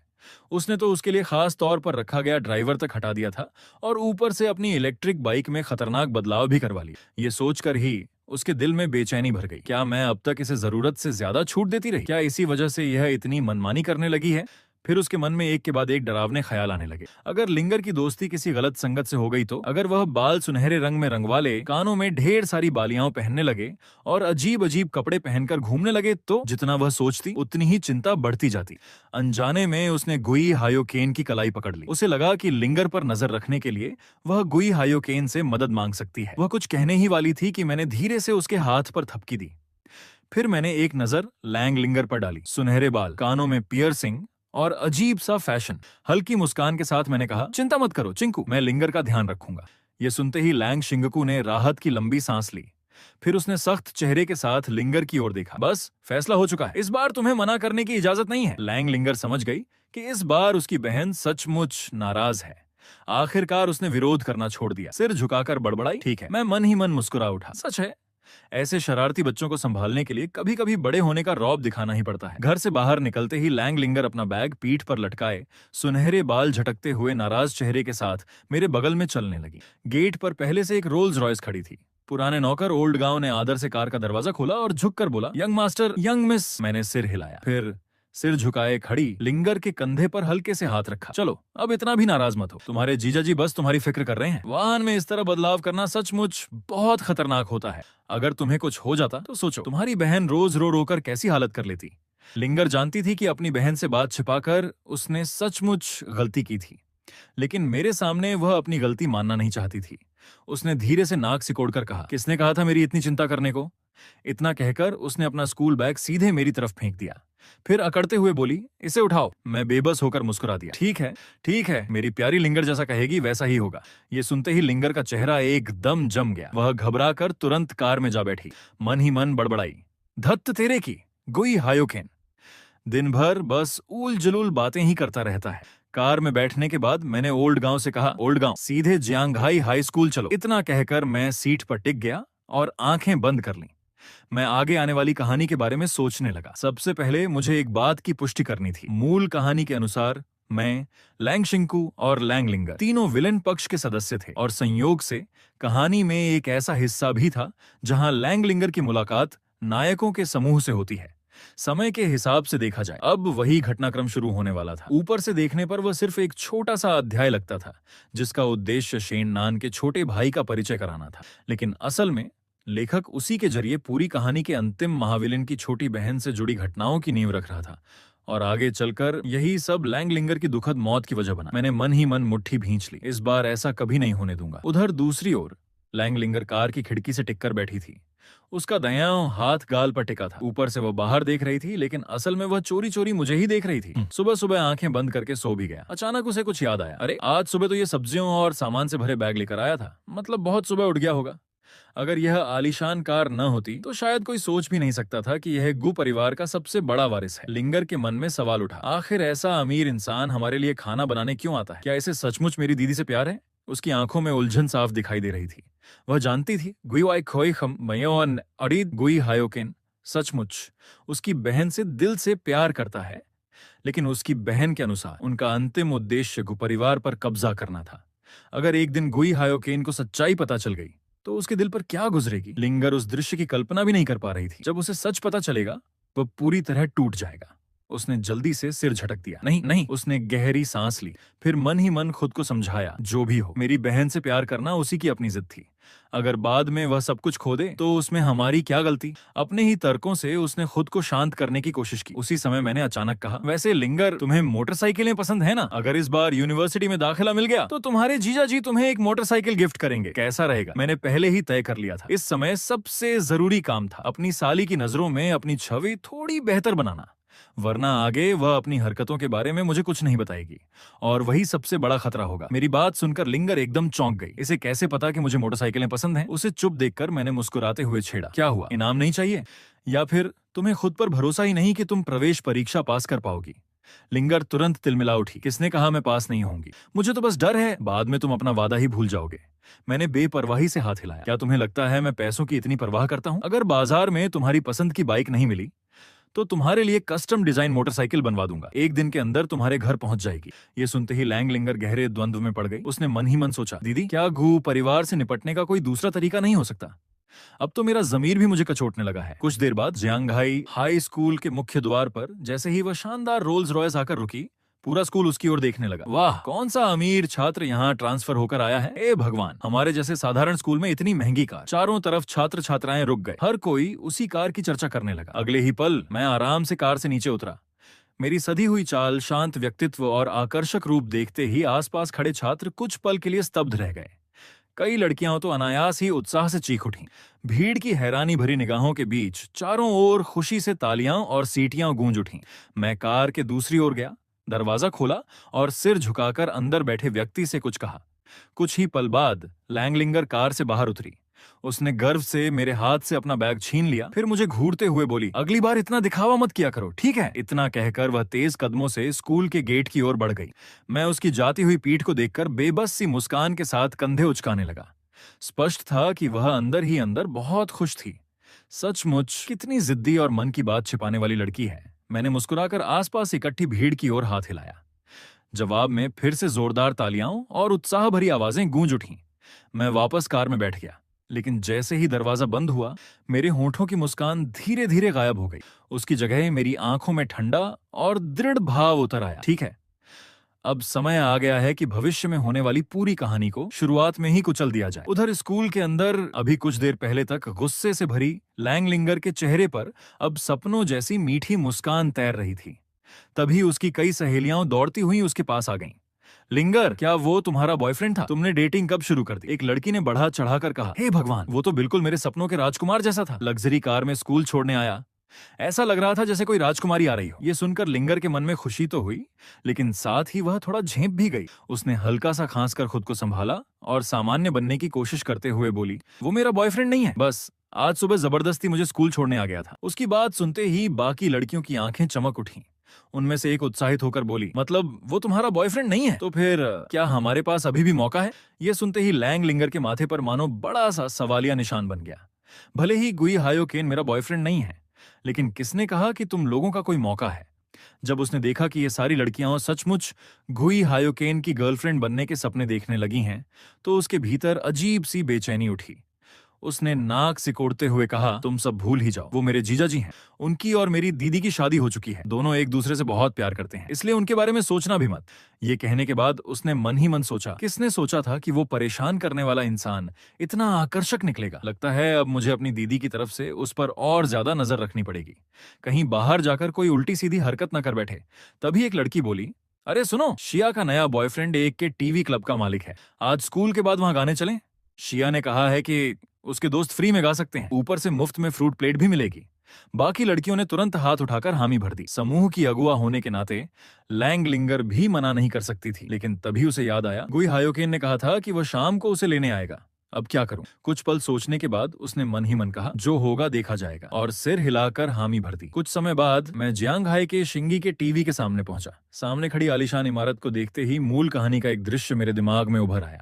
यही वह अध्याय था जिसे लेखक ने शेन वानर के छोटे भाई शेन तियन को कहानी में लाने के लिए लिखा था। कहानी में स्कूल के बाद लैंगलिंगर और उसकी सहेलियां गाने के लिए इसी के टीवी में आती हैं, लेकिन यहां पहुंचते ही वे देखती हैं कि जिस सहेली ने उन्हें बुलाया था उसे शेन तियन जबरदस्ती शराब पिला रहा है। जब लिंगर और उसकी सहेलियां बीच बचाव करती हैं तो शेन तियन से झगड़ा हो जाता है। मामला इतना बढ़ जाता है कि आखिरकार पुलिस बुलानी पड़ती है। तब जाकर दोनों पक्ष अलग होते हैं। शेन वानर अपने भाई के स्वभाव को अच्छी तरह जानती थी, लेकिन फिर भी वह नहीं चाहती थी कि उसका भाई सजा पाए। इसलिए उसने मूल नायक से कहा कि वह उन लड़कियों को ढूंढ कर लाए और उनसे उसके भाई से माफी मंगवाए। लेकिन नायक उनके पास पहुंच पाता उससे पहले ही शेन तियन अपने घर में मृत पाया गया। इतना ही नहीं, उसके चेहरे की पूरी खाल तक उतार दी गई थी। ये याद आते ही मैंने हल्की सी सांस छोड़ी। पहले मुझे इन घटनाओं का आपसी संबंध समझ नहीं आया था, लेकिन बाद की कहानी से जोड़कर देखने पर आखिरकार मुझे सब समझ आ गया। शेन तियन की मौत के बाद शायन वानर मानसिक रूप से पूरी तरह टूट गई थी। उसी समय मुख्य नायक श्याओ लिन उसके साथ खड़ा हुआ। जब उसे सारी सच्चाई पता चली तो उसने गुस्से में कसम खाई कि वह शेन तियन के हत्यारे को ढूंढकर बदला लेगा। असल में शेन तियन की मौत के पीछे सबसे बड़ा कारण शायद लैंग शिंकू ही थी, और बाद में अपने भाई की मौत का बदला लेने के लिए शेन वानर ने लैंग लिंगर को जिम्मेदार ठहराया। आखिरकार श्याओ लिन ने लैंग लिंगर की हत्या करने का फैसला कर लिया। मूल कहानी में लेखक ने जानबूझकर शेन तियन और लैंग लिंगर के बीच यह पूरा घटनाक्रम इसलिए लिखा था ताकि धीरे धीरे लैंग शिंकू पूरी तरह अंधेरे में डूब जाए। लेकिन अब मैं यहाँ हूँ, मैं किसी भी हालत में यह सब होने नहीं दूंगा, और इस पूरी घटना को अपने नियंत्रण में रखने की योजना भी मैं पहले ही बना चुका था। ये सोचकर मैं ओल्ड गांव की ओर मुड़ा। चलिए ओल्ड गांव, उन्होंने आदर से सिर झुकाया। जी यंग मास्टर। फिर उन्होंने पीछे खड़े लोगों की ओर हाथ उठाकर आदेश दिया, चलो यंग मास्टर के साथ अंदर चलो। अगले ही पल कई लग्जरी कारों के दरवाजे एक साथ खुले। काले सूट पहने दर्जनों आदमी बाहर निकले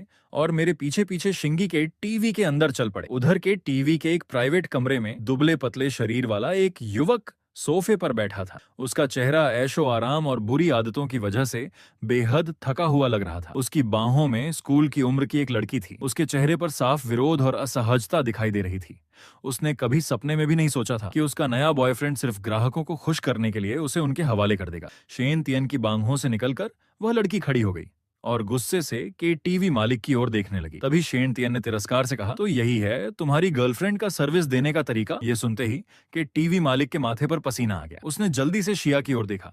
इस समय उसे इस बात से कोई मतलब नहीं था कि वह सचमुच उसकी गर्लफ्रेंड है या नहीं। वह आगे बढ़ा और जबरदस्ती उसे फिर से बैठा दिया। शिया, इतनी नासमझ मत बनो, पहले भाई तियन को खुश करो, उसके बाद तुम्हें जो चाहिए सब मिलेगा। क्या तुम्हें पता भी है भाई तियन कौन है? ये गो परिवार के वारिस के होने वाले साले हैं। के टीवी मालिक ने निराश नजर से शिया की ओर देखा। उसे समझ नहीं आ रहा था कि यह लड़की गु परिवार की हैसियत क्यों नहीं समझ रही। अगर शेन तियन गु परिवार के सामने उनके के टीवी की दो अच्छी बातें कर दे तो उनका कारोबार पूरे जियांगहाई में फैल सकता था। उधर शेन तियन चारों तरफ मिल रही चापलूसी का भरपूर आनंद ले रहा था। वह घमंड से मुस्कुराया और बोला, सुना तुमने, मैं गुई हायोकेन का होने वाला साला हूं। आज अगर तुमने मुझे खुश कर दिया तो जो चाहोगी मैं दिला दूंगा। असल में शेन तियन पहले एक मामूली सड़क छाप गुंडा था, लेकिन जब उसे पता चला कि गु परिवार का वारिस उसकी बड़ी बहन के पीछे पड़ा है तो उसने हर जगह मेरा नाम इस्तेमाल करके गुंडागर्दी शुरू कर दी। इतना ही नहीं, वह मन ही मन मुझे बेहद नीचा समझता था, क्योंकि अपनी बहन के सामने मैं हमेशा विनम्र और शांत रहता था। उसकी नजर में मैं इस बात का उदाहरण था कि कोई अमीर घर का वारिस भी कितना बेबस हो सकता है। जब भी उसके पैसे खत्म हो जाते वह सीधे मेरे पास आ जाता। शेन वानर की इज्जत की वजह से मैं हर बार उसे 1 लाख कभी कभी 10 लाख तक दे देता, इतना कि वह कई दिनों तक ऐश कर सके। ये सब सुनकर शिया ने निराश होकर सिर झुका लिया। उसने पूरी तरह हार मान ली थी। यह दृश्य देखकर कमरे में बैठे बाकी लोग भी शोर मचाने लगे। भाई तियन जिंदाबाद, क्या दबदबा है, लगता है गु परिवार का वारिस भी इन्हें सर कहकर बुलाएगा। दूसरा आदमी हंसते हुए बोला, अरे गु परिवार का वारिस क्या चीज है, वो तो हमारे भाई तियन की बहन का पालतू कुत्ता है। लेकिन अगले ही पल धड़ाम, प्राइवेट कमरे का दरवाजा एक जोरदार लात से टूटकर खुल गया। ओल्ड गांव सबसे पहले अंदर दाखिल हुआ। उसे देखते ही कमरे में मौजूद हर इंसान एक पल के लिए जड़ हो गया।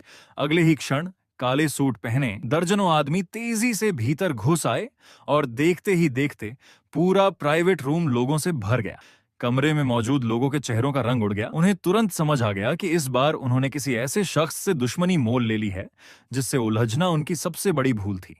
शेनियन डर के मारे सोफे पर ही ढह गया। उसका पूरा शरीर कांप रहा था। रुको, मैं गु ह्योकेन का साला हूं, तुम लोग मेरे साथ ऐसा नहीं कर सकते। ओल्ड गांव ने उसकी तरफ तिरस्कार भरी नजर डाली और ठंडी हंसी हंसा। ये बात थोड़ी देर बाद खुद हमारे यंग मास्टर से कहना। उसके इतना कहते ही शेनियन और उसके साथियों को कुछ समझने का भी मौका नहीं मिला। काले कपड़ों वाले लोग उन पर टूट पड़े और सभी को जमीन पर दबोच लिया। शेनियन पूरी तरह घबरा चुका था। उसे यकीन ही नहीं हो रहा था कि आज गु ह्योकेन का नाम भी उसे नहीं बचा पाया। ये आखिर हो क्या रहा है? पहले तो जहां भी मुश्किल आती थी बस गु ह्योकेन का नाम लेते ही सब शांत हो जाता था। फिर आज ऐसा क्यों? उसी समय ओल्ड गांव ने दरवाजे की ओर सम्मान से झुककर कहा, यंग मास्टर, सब कुछ तैयार है। बाहर से एक शांत आवाज आई। हाँ। फिर धीरे धीरे किसी के कदमों की आहट सुनाई देने लगी। शेनियन का दिल अचानक धक से रह गया। ये आवाज कहीं सुनी हुई लग रही है। उसने घबराकर सिर उठाया। दरवाजे से अंदर आता हुआ चेहरा देखते ही उसकी आंखें फैल गईं। गु ह्योकेन, उसने अविश्वास से चीखते हुए कहा, ये सारे लोग तुम्हारे हैं? उसका चेहरा पल भर में बदसूरत हो गया। उसे ऐसा महसूस हुआ मानो उसके साथ बहुत बड़ा खेल खेला गया हो। मैं शांत कदमों से अंदर आया। मेरी नजर जमीन पर दबाए गए लोगों पर एक बार घूमी और फिर सीधे शेनियन पर जाकर टिक गई। मैं उसके सामने पहुंचा। सभी की हैरानी भरी निगाहों के बीच मैंने अपना चमड़े का जूता उठाया और पूरी ताकत से उसके चेहरे पर लात मार दी। आह! शेनियन दर्द से चीख उठा। वह गुस्से और सदमे से मुझे घूरने लगा। गु ह्योकेन, आखिर ये सब क्या है? मैंने बर्फ जैसी ठंडी आवाज में जवाब दिया। क्या है? इसका मतलब सिर्फ इतना है, अब तुम्हारे अच्छे दिन खत्म हो चुके हैं। इतना कहकर मैंने हल्का सा इशारा किया। मेरा एक आदमी आगे आया और एक फाइल मेरे हाथ में रख दी। मैंने वह दस्तावेज शेनियन के सामने फेंक दिया। इसमें वो सारी रकम दर्ज है जो मैंने पिछले कई सालों में तुम्हें उधार दी थी। कुल 23 करोड़ 48 लाख नहीं, 23.48 मिलियन। अगर तुम ये पैसा वापस नहीं कर पाए तो बड़े स्तर की धोखाधड़ी के आरोप में तुम्हें उम्र भर जेल में सड़ना पड़ सकता है। मैंने उसकी आंखों में देखते हुए आगे कहा, और सिर्फ इतना ही नहीं, तुमने हर जगह मेरा नाम इस्तेमाल करके जाने कितने गैर कानूनी काम किए हैं। उन सारे अपराधों का हिसाब जोड़ लिया जाए तो तुम्हें पूरी जिंदगी जेल में बितानी पड़ेगी। ये सुनते ही शेनियन की पूरी दुनिया जैसे बिखर गई। वह वहीं बैठ गया। चेहरे पर सिर्फ अविश्वास था। घबरा कर वह चिल्लाया, क्या बकवास कर रहे हो गु ह्योकेन? वो पैसे तो तुमने खुद मुझे दिए थे। मैंने कुछ पल सोचा, फिर शांत स्वर में कहा, हर बार जब तुमने पैसे मांगे तुमने खुद उसे उधार कहा था। हमारी सारी चैट हिस्ट्री अभी भी मेरे पास सुरक्षित है। शेनियन पूरी तरह स्तब्ध रह गया। क्या भाई, तुम इतने अमीर हो? मैंने उधार शब्द तो बस शिष्टाचार में कह दिया था। क्या सच में उम्मीद थी कि मैं कभी वो पैसे लौटाऊंगा? और तुम जैसे बड़े खानदान के वारिस मेरे जैसे इंसान के खिलाफ कानून का सहारा लोगे? यहां तक कि पुलिस तक पहुंच जाओगे? थोड़ी तो रईसी दिखाओ। किसी बड़े घराने के वारिस को कभी अदालतों के चक्कर लगाते देखा है? ये सोचते हुए उसने हकलाते हुए कहा, मेरे पास पैसे नहीं हैं। मैंने सिर हिलाया। फिर खड़ा होकर बिल्कुल सपाट आवाज में बोला, तो फिर जेल चले जाओ। ये सुनते ही शेनियन बुरी तरह घबरा गया। वह जल्दी से चिल्लाया, मेरी बहन के पास पैसे हैं, मैं अपनी बहन से दिलवाऊंगा। उसकी बात सुनकर मेरे मन में हल्की मुस्कान उभरी, लेकिन चेहरे पर कोई बदलाव नहीं आया। मैं मुड़ा और ठंडे स्वर में बोला, 3 दिन के अंदर शेनवाना खुद पैसे लेकर मेरे सामने आए, वरना अपनी बाकी जिंदगी जेल में बिताने के लिए तैयार रहना। ये सुनते ही शेनियन को लगा कि वह मेरा असली मतलब समझ गया है। साथ ही उसके भीतर डर और भी गहरा हो गया। बड़े घरानों के लोग सचमुच किसी से कम नहीं होते। मैं तो समझता था कि गु ह्योकेन मेरी बहन का दीवाना है, लेकिन अब लगता है कि मेरी बहन ने उसे बार बार ठुकराया, इसलिए उसका सब्र खत्म हो गया। नहीं, मुझे हर हाल में दीदी और गु ह्योकेन को साथ लाना होगा। मैं अपनी ये ऐशो आराम वाली जिंदगी खो नहीं सकता।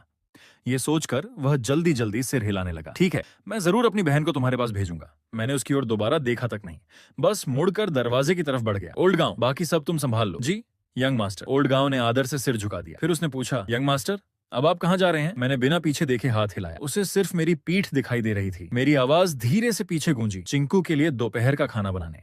उधर लैंग परिवार के अध्ययन कक्ष में, जहां आमतौर पर सिर्फ लैंग शिंकू रहती थी। आज वहां एक और महिला मौजूद थी। उसकी आंखों पर काली पट्टी बंधी हुई थी और वो एक घुटने के बल झुककर आदर से बोली, मास्टर, हमारी जांच में उस हत्याकांड में शामिल लोगों में से एक का पता चल गया है। ये सुनते ही लैंग शिंकू का हाथ रुक गया। उसकी भौहों के बीच अचानक बर्फ जैसी ठंडक उतर आई। वह झटके से खड़ी हो गई। उसके भीतर वर्षों से दबा हुआ जानलेवा क्रोध फिर से जाग उठा। उसने हाथ में पकड़ी किताब जोर से मेज पर दे मारी। कमरे में भारी आवाज गूंज उठी। वह उसी महिला की दिशा में मुड़ी। उसकी आवाज हत्या की ठंडी इच्छा से भरी हुई थी। बताओ, कौन है वो? 5 साल, पूरे 5 साल से वह इसी पल का इंतजार कर रही थी। उस नरसंहार की सच्चाई आखिरकार सामने आने लगी थी। भले ही अभी सिर्फ एक अपराधी का सुराग मिला था, लेकिन इसका मतलब था कि वह असली गुनहगार तक पहुंचने से अब एक कदम और करीब आ चुकी थी। पट्टी बांधे महिला ने तुरंत सिर झुका लिया। मास्टर, उसका नाम लिनफोंग है। वह डेथ गॉड नाम के संगठन की सदस्य है, लेकिन जब हमने उसे खोजा तब तक उसने अपना परिवार बसा लिया था। और इस पूरे मामले के पीछे असली ताकत शियांगहाई नहीं था। लैंग शिंकू ने गहरी सांस ली। उसने अपने भीतर उठ रहे उफनते क्रोध को धीरे धीरे दबाने की कोशिश की। वह महिला पहले से जानती थी कि यह खबर कितनी महत्वपूर्ण है, इसलिए उसने पूरी जांच करके ही रिपोर्ट दी थी। कुछ पल बाद लैंग शिंकू की आवाज फिर गूंजी, इस बार पहले से भी ज्यादा ठंडी। शायद लिनफोंग को ढूंढो, उसके मुंह से हर वह जानकारी निकलवाओ जो उसके पास है, चाहे इसके लिए कोई भी कीमत क्यों ना चुकानी पड़े। मुझे उसके पास मौजूद हर सच जानना है। उसकी आवाज पूरे कमरे में ऐसी गूंजी कि मानो हवा तक जम गई हो। अध्ययन कक्ष का माहौल डरावना हो उठा। मुंह ने घबराकर निगल लिया। उसके माथे पर ठंडा पसीना छलक आया। उसने तुरंत सिर झुकाकर कहा, जैसी आज्ञा मास्टर। उसके शब्द समाप्त होते ही उसके पैरों के नीचे एक काला साया उभरा। धीरे धीरे उसका पूरा शरीर उसी अंधेरे में समा गया और वह गायब हो गई। कुछ देर बाद लैंग शिंकू ने आखिरकार अपनी हत्या की इच्छा पर काबू पाया। उसने लंबी सांस ली। उसका मन थोड़ा शांत हुआ, लेकिन भीतर गहरा दर्द अब भी मौजूद था। उसने मन ही मन बुदबुदाया, माँ, पिताजी, दादाजी, दादी, मैं कसम खाती हूँ उस दिन की पूरी सच्चाई जरूर पता लगाऊंगी। जिस खंजर ने उस रात मेरी आंखों पर हमेशा के लिए निशान छोड़ दिया था, उसी खंजर से मैं तुम सबका बदला लूंगी। जैसे ही उसके मन में यह विचार आया, उसकी हथेली में धीरे धीरे एक पुराना खंजर उभर आया। उसकी धार पर कई रहस्यमयी प्राचीन अक्षर खुदे हुए थे, जिन्हें समझ पाना आसान नहीं था। यही वही खंजर था जिससे लैंग शिंकू ने उस रात अपनी आंखों को घायल किया था। जैसे ही उसकी उंगलियां उस खंजर को छूने लगीं, बीते दिनों की अनगिनत यादें उसके मन में बाढ़ की तरह उमड़ने लगीं। लैंग शिंकू के मन में बीती हुई यादों का सैलाब उमड़ पड़ा। उस खंजर का नाम नाइट विजन था। यही नाम एक प्राचीन ग्रंथ का भी था। वह पूरा ग्रंथ अब लैंग शिंकू की स्मृतियों में समाया हुआ था। उसने न केवल उसकी याददाश्त को असाधारण बना दिया था, बल्कि उसकी समझने और सीखने की क्षमता भी कई गुना बढ़ा दी थी। इसी ग्रंथ ने उसे इस दुनिया में मौजूद एक रहस्यमयी क्षेत्र, अंधकार लोक के अस्तित्व से भी परिचित कराया था। ये सोचते हुए लैंग शिंकू ने धीरे से अपनी आंखों को छुआ और उन्हें हल्के से खोल दिया। लोग जिस तरह किसी अंधे व्यक्ति की आंखों की कल्पना करते हैं, उसकी आंखें वैसी बिल्कुल नहीं थीं। उसकी पुतलियों पर विचित्र और रहस्यमयी मुहरें अंकित थीं, मानो किसी ने उसकी शक्ति को बंद करके रखा हो। उस प्राचीन ग्रंथ की स्मृतियों के अनुसार उसकी शक्ति बेहद रहस्यमयी थी। रात को अपने भीतर संभालो, रात को समझो और स्वयं रात बन जाओ। जो व्यक्ति पूरे 5 वर्षों तक अंधकार को सहन कर लेगा, वही प्रकाश लौटने के क्षण मानव सीमाओं को तोड़कर अपराजेय बन जाएगा। 5 साल, लैंग शिंकू ने धीमे स्वर में खुद से कहा। फिर उसने अपनी आंखें दोबारा बंद कर लीं। उस प्राचीन ग्रंथ के अनुसार उसे केवल 5 वर्षों तक अंधकार में जीना था। जब उसकी दृष्टि वापस लौटेगी, उसी क्षण वह साधारण मनुष्यों की सीमाएं तोड़कर एक अतुलनीय अस्तित्व बन जाएगी। उससे पहले वह सिर्फ एक सामान्य इंसान थी, लेकिन सौभाग्य से उस ग्रंथ की स्मृतियों ने उसे अनगिनत सहारे दिए थे। उसी के कारण उसे नाइट नाम की एक विशेष शक्ति भी विरासत में मिली थी। यह संगठन किसी व्यक्ति को नहीं, बल्कि केवल उस खंजर को पहचानता था। जिसके हाथ में वह खंजर होता, वही इस शक्ति का स्वामी माना जाता। इन वर्षों में लैंग शिंकू ने इसी नाइट संगठन की सहायता से असंख्य महत्वपूर्ण जानकारियां जुटाई थीं। उसने धीरे से खंजर को वापस छिपा दिया और गहरी सांस ली। मुंह से अचानक यह खबर सुनकर उसका मन बुरी तरह विचलित हो गया था। लैंग शिंकू, अब आगे तुम्हारे सामने और भी अधिक दुश्मन आने वाले हैं। तुम्हें पहले से भी अधिक शांत, पहले से भी अधिक संयमित रहना होगा। ये सोचकर उसने अपनी छड़ी टटोलनी शुरू की। अगर उसका अनुमान सही था तो अब दोपहर हो चुकी थी। लिंगर भी घर पर नहीं थी, सो उसने सोचा कुछ हल्का फुल्का खाकर काम चला लेगी। उसी समय छड़ी हाथ लगने से पहले ही एक मजबूत, गर्म और भरोसा देने वाले हाथ ने उसका हाथ थाम लिया। फिर एक परिचित आवाज उसके कानों में पड़ी। चिंकू, क्या सोच रही हो? इतनी देर से खिड़की के पास खोई खोई क्यों खड़ी हो? मैंने उसका हाथ पकड़ा हुआ था और उलझन में उसे देख रहा था, लेकिन लैंग शिंकू चुप रही। गू ह्योकेन आखिर कब आया? उसने क्या देखा, उसने क्या सुना? उसके भीतर फिर से उथल पुथल मच गई। वह खंजर उसका सबसे बड़ा राज था। उसी के सहारे वह असली हथियारों तक पहुंच सकती थी। वह यह जोखिम नहीं उठा सकती थी कि गू ह्योकेन ने सब कुछ देख लिया हो और जानबूझकर अनजान बनने का नाटक कर रहा हो। और वह यह दांव भी नहीं खेल सकती थी कि उस पुराने नरसंहार में गू परिवार का कोई हाथ नहीं था। अगर अगर गू हियोकेन, उसकी सांसों की गति बदल गई। दिल में गहरा द्वंद्व उठ खड़ा हुआ। भले ही इस समय गू हियोकेन सिर्फ एक साधारण इंसान था, लेकिन उस खंजर की शक्ति इतनी भयानक थी कि एक ही सांस के भीतर किसी की जान ली जा सकती थी। उधर मैं बिल्कुल अनजान था। मैंने हैरानी से अपने हाथ का उल्टा हिस्सा उसके माथे पर रखा। बुखार तो नहीं है, नहीं, तापमान तो बिल्कुल सामान्य है। उसी क्षण लैंग शिंकू ने मन ही मन एक कठोर निर्णय ले लिया। इतनी नजदीकी से मैं एक ही वार में उसे खत्म कर सकती हूँ, उसके बाद मुंह आकर सबूत भी साफ कर देगी। अगर मुझे ऐसा करना पड़े तो हर संभावित खतरे को अभी खत्म करना होगा। ये सोचकर उसने धीरे धीरे अपना हाथ उठाया, लेकिन तभी मैंने मुस्कुराते हुए कहा, तुम लिंगर की चिंता कर रही हो ना? फिक्र मत करो, मैं उसे सुरक्षित स्कूल छोड़ आया हूँ। सिर्फ स्कूल ही नहीं छोड़ा, मैंने तो भविष्य की कहानी तक बदल दी है। वैसे चिंकू, आज दोपहर खाने में क्या खाना चाहोगी? मेरी लगातार चलती बातें उसके कानों में पड़ती रहीं। न जाने क्यों वह खुद को ऐसा करने से रोक नहीं पा रही थी। मैं आखिर क्यों नहीं कर पा रही? धत, आखिरकार उसने मन ही मन हार मान ली। उधर मुझे भी महसूस हुआ कि वह कुछ अलग व्यवहार कर रही है। मैं थोड़ा घबरा गया, कहीं मैंने कुछ गलत तो नहीं कर दिया। तभी लैंग शिंकू ने सपाट चेहरे के साथ कहा, तुम जानते हो, तुम सचमुच बहुत परेशान करने वाले इंसान हो। मैं हंस पड़ा। बिल्कुल चिंकू, तुम इतनी प्यारी और इतनी खूबसूरत हो कि मैं तो हर दिन तुम्हें यूं ही तंग करना चाहता हूँ। लैंग शिंकू मन ही मन मुस्कुरा उठी, लेकिन चेहरे पर वही ठंडापन बनाए रखते हुए बोली, जैसे मुझे तुम्हारी परवाह है। मैं हल्के से हंसा। तुम्हें परवाह करने की जरूरत नहीं, बस मुझे तुम्हारी परवाह करने दो चिंकू। मैंने देखा उसकी भौहें हल्की सी सिकुड़ गईं। मेरे चेहरे पर मुस्कान और गहरी हो गई। मन ही मन मैं और भी खुश हो उठा। अच्छा, अब और नहीं छेड़ूंगा। बताओ दोपहर में क्या खाना है? डींग नहीं मार रहा, मैं कुछ भी बना सकता हूँ। असल में लैंग शिंकू को भूख लगी थी, लेकिन वह ये बात मानने को तैयार नहीं थी। इसलिए उसने बेरुखी से कहा, मुझे भूख नहीं है, मैं तो वैसे भी कुछ भी खाकर काम चला लेती। तुम घू परिवार के युवा मालिक हो, मेरे लिए नौकरों की तरह रसोई में जाकर खाना बनाने की जरूरत नहीं। उसकी बात सुनते ही मैं तुरंत समझ गया, ऐसा कैसे हो सकता है? चिंकू यूं ही कुछ भी खाकर काम चला ले, ये सेहत के लिए बिल्कुल ठीक नहीं है। ठीक है, तो आज बस 2-4 साधारण से व्यंजन बना देता हूँ। लैंग शिंकू ने हामी तो भर दी, लेकिन ताना मारना नहीं छोड़ा। जो मन करे वही करो। दोपहर का खाना खाने के बाद मैं आराम से उसके पास बैठ गया। चिंकू, आज मौसम कितना अच्छा है, चलो थोड़ी देर बाहर टहलाते हैं। लैंग शिंकू ने बिना सोचे सिर हिला दिया। नहीं, समय पहले ही बहुत कम है। क्या अब तुम चाहते हो कि मैं घूमने फिरने में भी समय बर्बाद करूं? कितनी अजीब बात करते हो। मैंने हार नहीं मानी। अरे मेरी प्यारी पत्नी, काम कितना भी जरूरी क्यों ना हो, आराम भी उतना ही जरूरी है। और मेरी नजर में चिंकू, तुम बस शर्मीली हो, इसलिए बाहर नहीं जाना चाहती। लैंग शिंकू को ऐसा लगा जैसे उसके कानों के पास कोई मक्खी लगातार भिन-भिना रही हो। आखिर उसने दोनों कान बंद कर लिए और झुंझलाकर चिल्ला उठी, बस बस बस, दूर जाओ, मुझे अकेला छोड़ दो। आखिरकार मैं उसका हाथ थामे बगीचे की पगडंडी पर धीरे धीरे चलने लगा। मुझे महसूस हुआ वह जैसे किसी पुरानी याद में खो गई थी। मैंने मुस्कुराकर कहा, चिंकू, तुम्हारा यह बगीचा सचमुच बहुत सुंदर है। हर पेड़ पौधा इतनी खूबसूरती से लगाया गया है। उसकी तंद्रा टूटी, धीमे स्वर में बोली, हाँ जरूर सुंदर होगा, क्योंकि जब मेरे पिता जिंदा थे ये उनका सबसे प्रिय बगीचा था। इतना कहते ही उसकी आवाज बुझ सी गई। उसका मन फिर भारी हो उठा। मैंने गहरी सांस ली। उस पल मुझे समझ नहीं आया कि उसे कैसे दिलासा दूं। शायद उसने मेरी झिझक महसूस कर ली। वह शांत स्वर में बोली, इसका तुमसे कोई संबंध नहीं है। मेरे पिता की मौत के लिए तुम जिम्मेदार नहीं हो। कम से कम अभी तक मुझे यही लगता है कि उस घटना से तुम्हारा कोई लेना देना नहीं था। लेकिन कौन यकीन से कह सकता है कि गू परिवार का भी उस हादसे से कोई संबंध नहीं था। यही वह डर था जिसकी वजह से लैंग शिंकू हमेशा मुझसे एक दूरी बनाए रखती थी। मैंने उसकी आवाज में आया बदलाव साफ महसूस कर लिया। मैंने गंभीर होकर कहा, चिंकू, मुझ पर भरोसा करो, मैं हमेशा तुम्हारी रक्षा करूंगा। अब कभी किसी को तुम्हें चोट नहीं पहुंचाने दूंगा। लैंग शिंकू हल्के से मुस्कुराई, मेरी रक्षा करेगा। इस दुनिया में अभी कितनी ही ऐसी चीजें हैं जिनके बारे में तुम कुछ नहीं जानते गू हियोकेन। तुम अभी सिर्फ एक साधारण इंसान हो।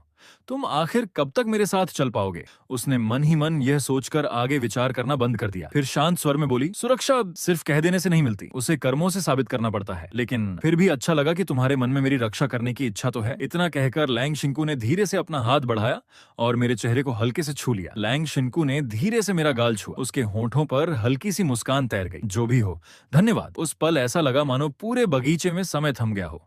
मैं बिल्कुल जड़ हो गया। ओह, लगता है मैं सचमुच प्यार में पड़ गया हूँ। इस बार शायद मैं सच में लैंग शिंकू से प्यार करने लगा था। उधर हमेशा शांत और संयमित रहने वाली लैंग शिंकू का चेहरा भी हल्का सा लाल पड़ गया। कितनी शर्मनाक बात है, मैंने इतनी भावुक बात आखिर कह कैसे दी? नहीं नहीं, मुझे अभी तुरंत वापस स्टडी में जाना होगा। वह अभी मुझसे कहने ही वाली थी कि उसे स्टडी तक छोड़ दूं, तभी मैंने उत्साह से पुकारा, चिंकू। लैंग शिंकू ठिठक गई। अब क्या हुआ? मैं मुस्कुराया। मुझे फिर से प्रेरणा मिल गई है। वह थोड़ी हैरान हुई। प्रेरणा? इस बार किस बात की? मैंने उत्साहित होकर कहा। अभी अभी मेरे दिमाग में एक और नया गाना आया है। चिंकू, सुनोगी? उसके मन में हल्की सी जिज्ञासा जाग उठी। अभी फिर एक नया गाना। उसे पूरी तरह यकीन तो नहीं हुआ, लेकिन मेरे उत्साह पर पानी फेरने का उसका मन भी नहीं हुआ।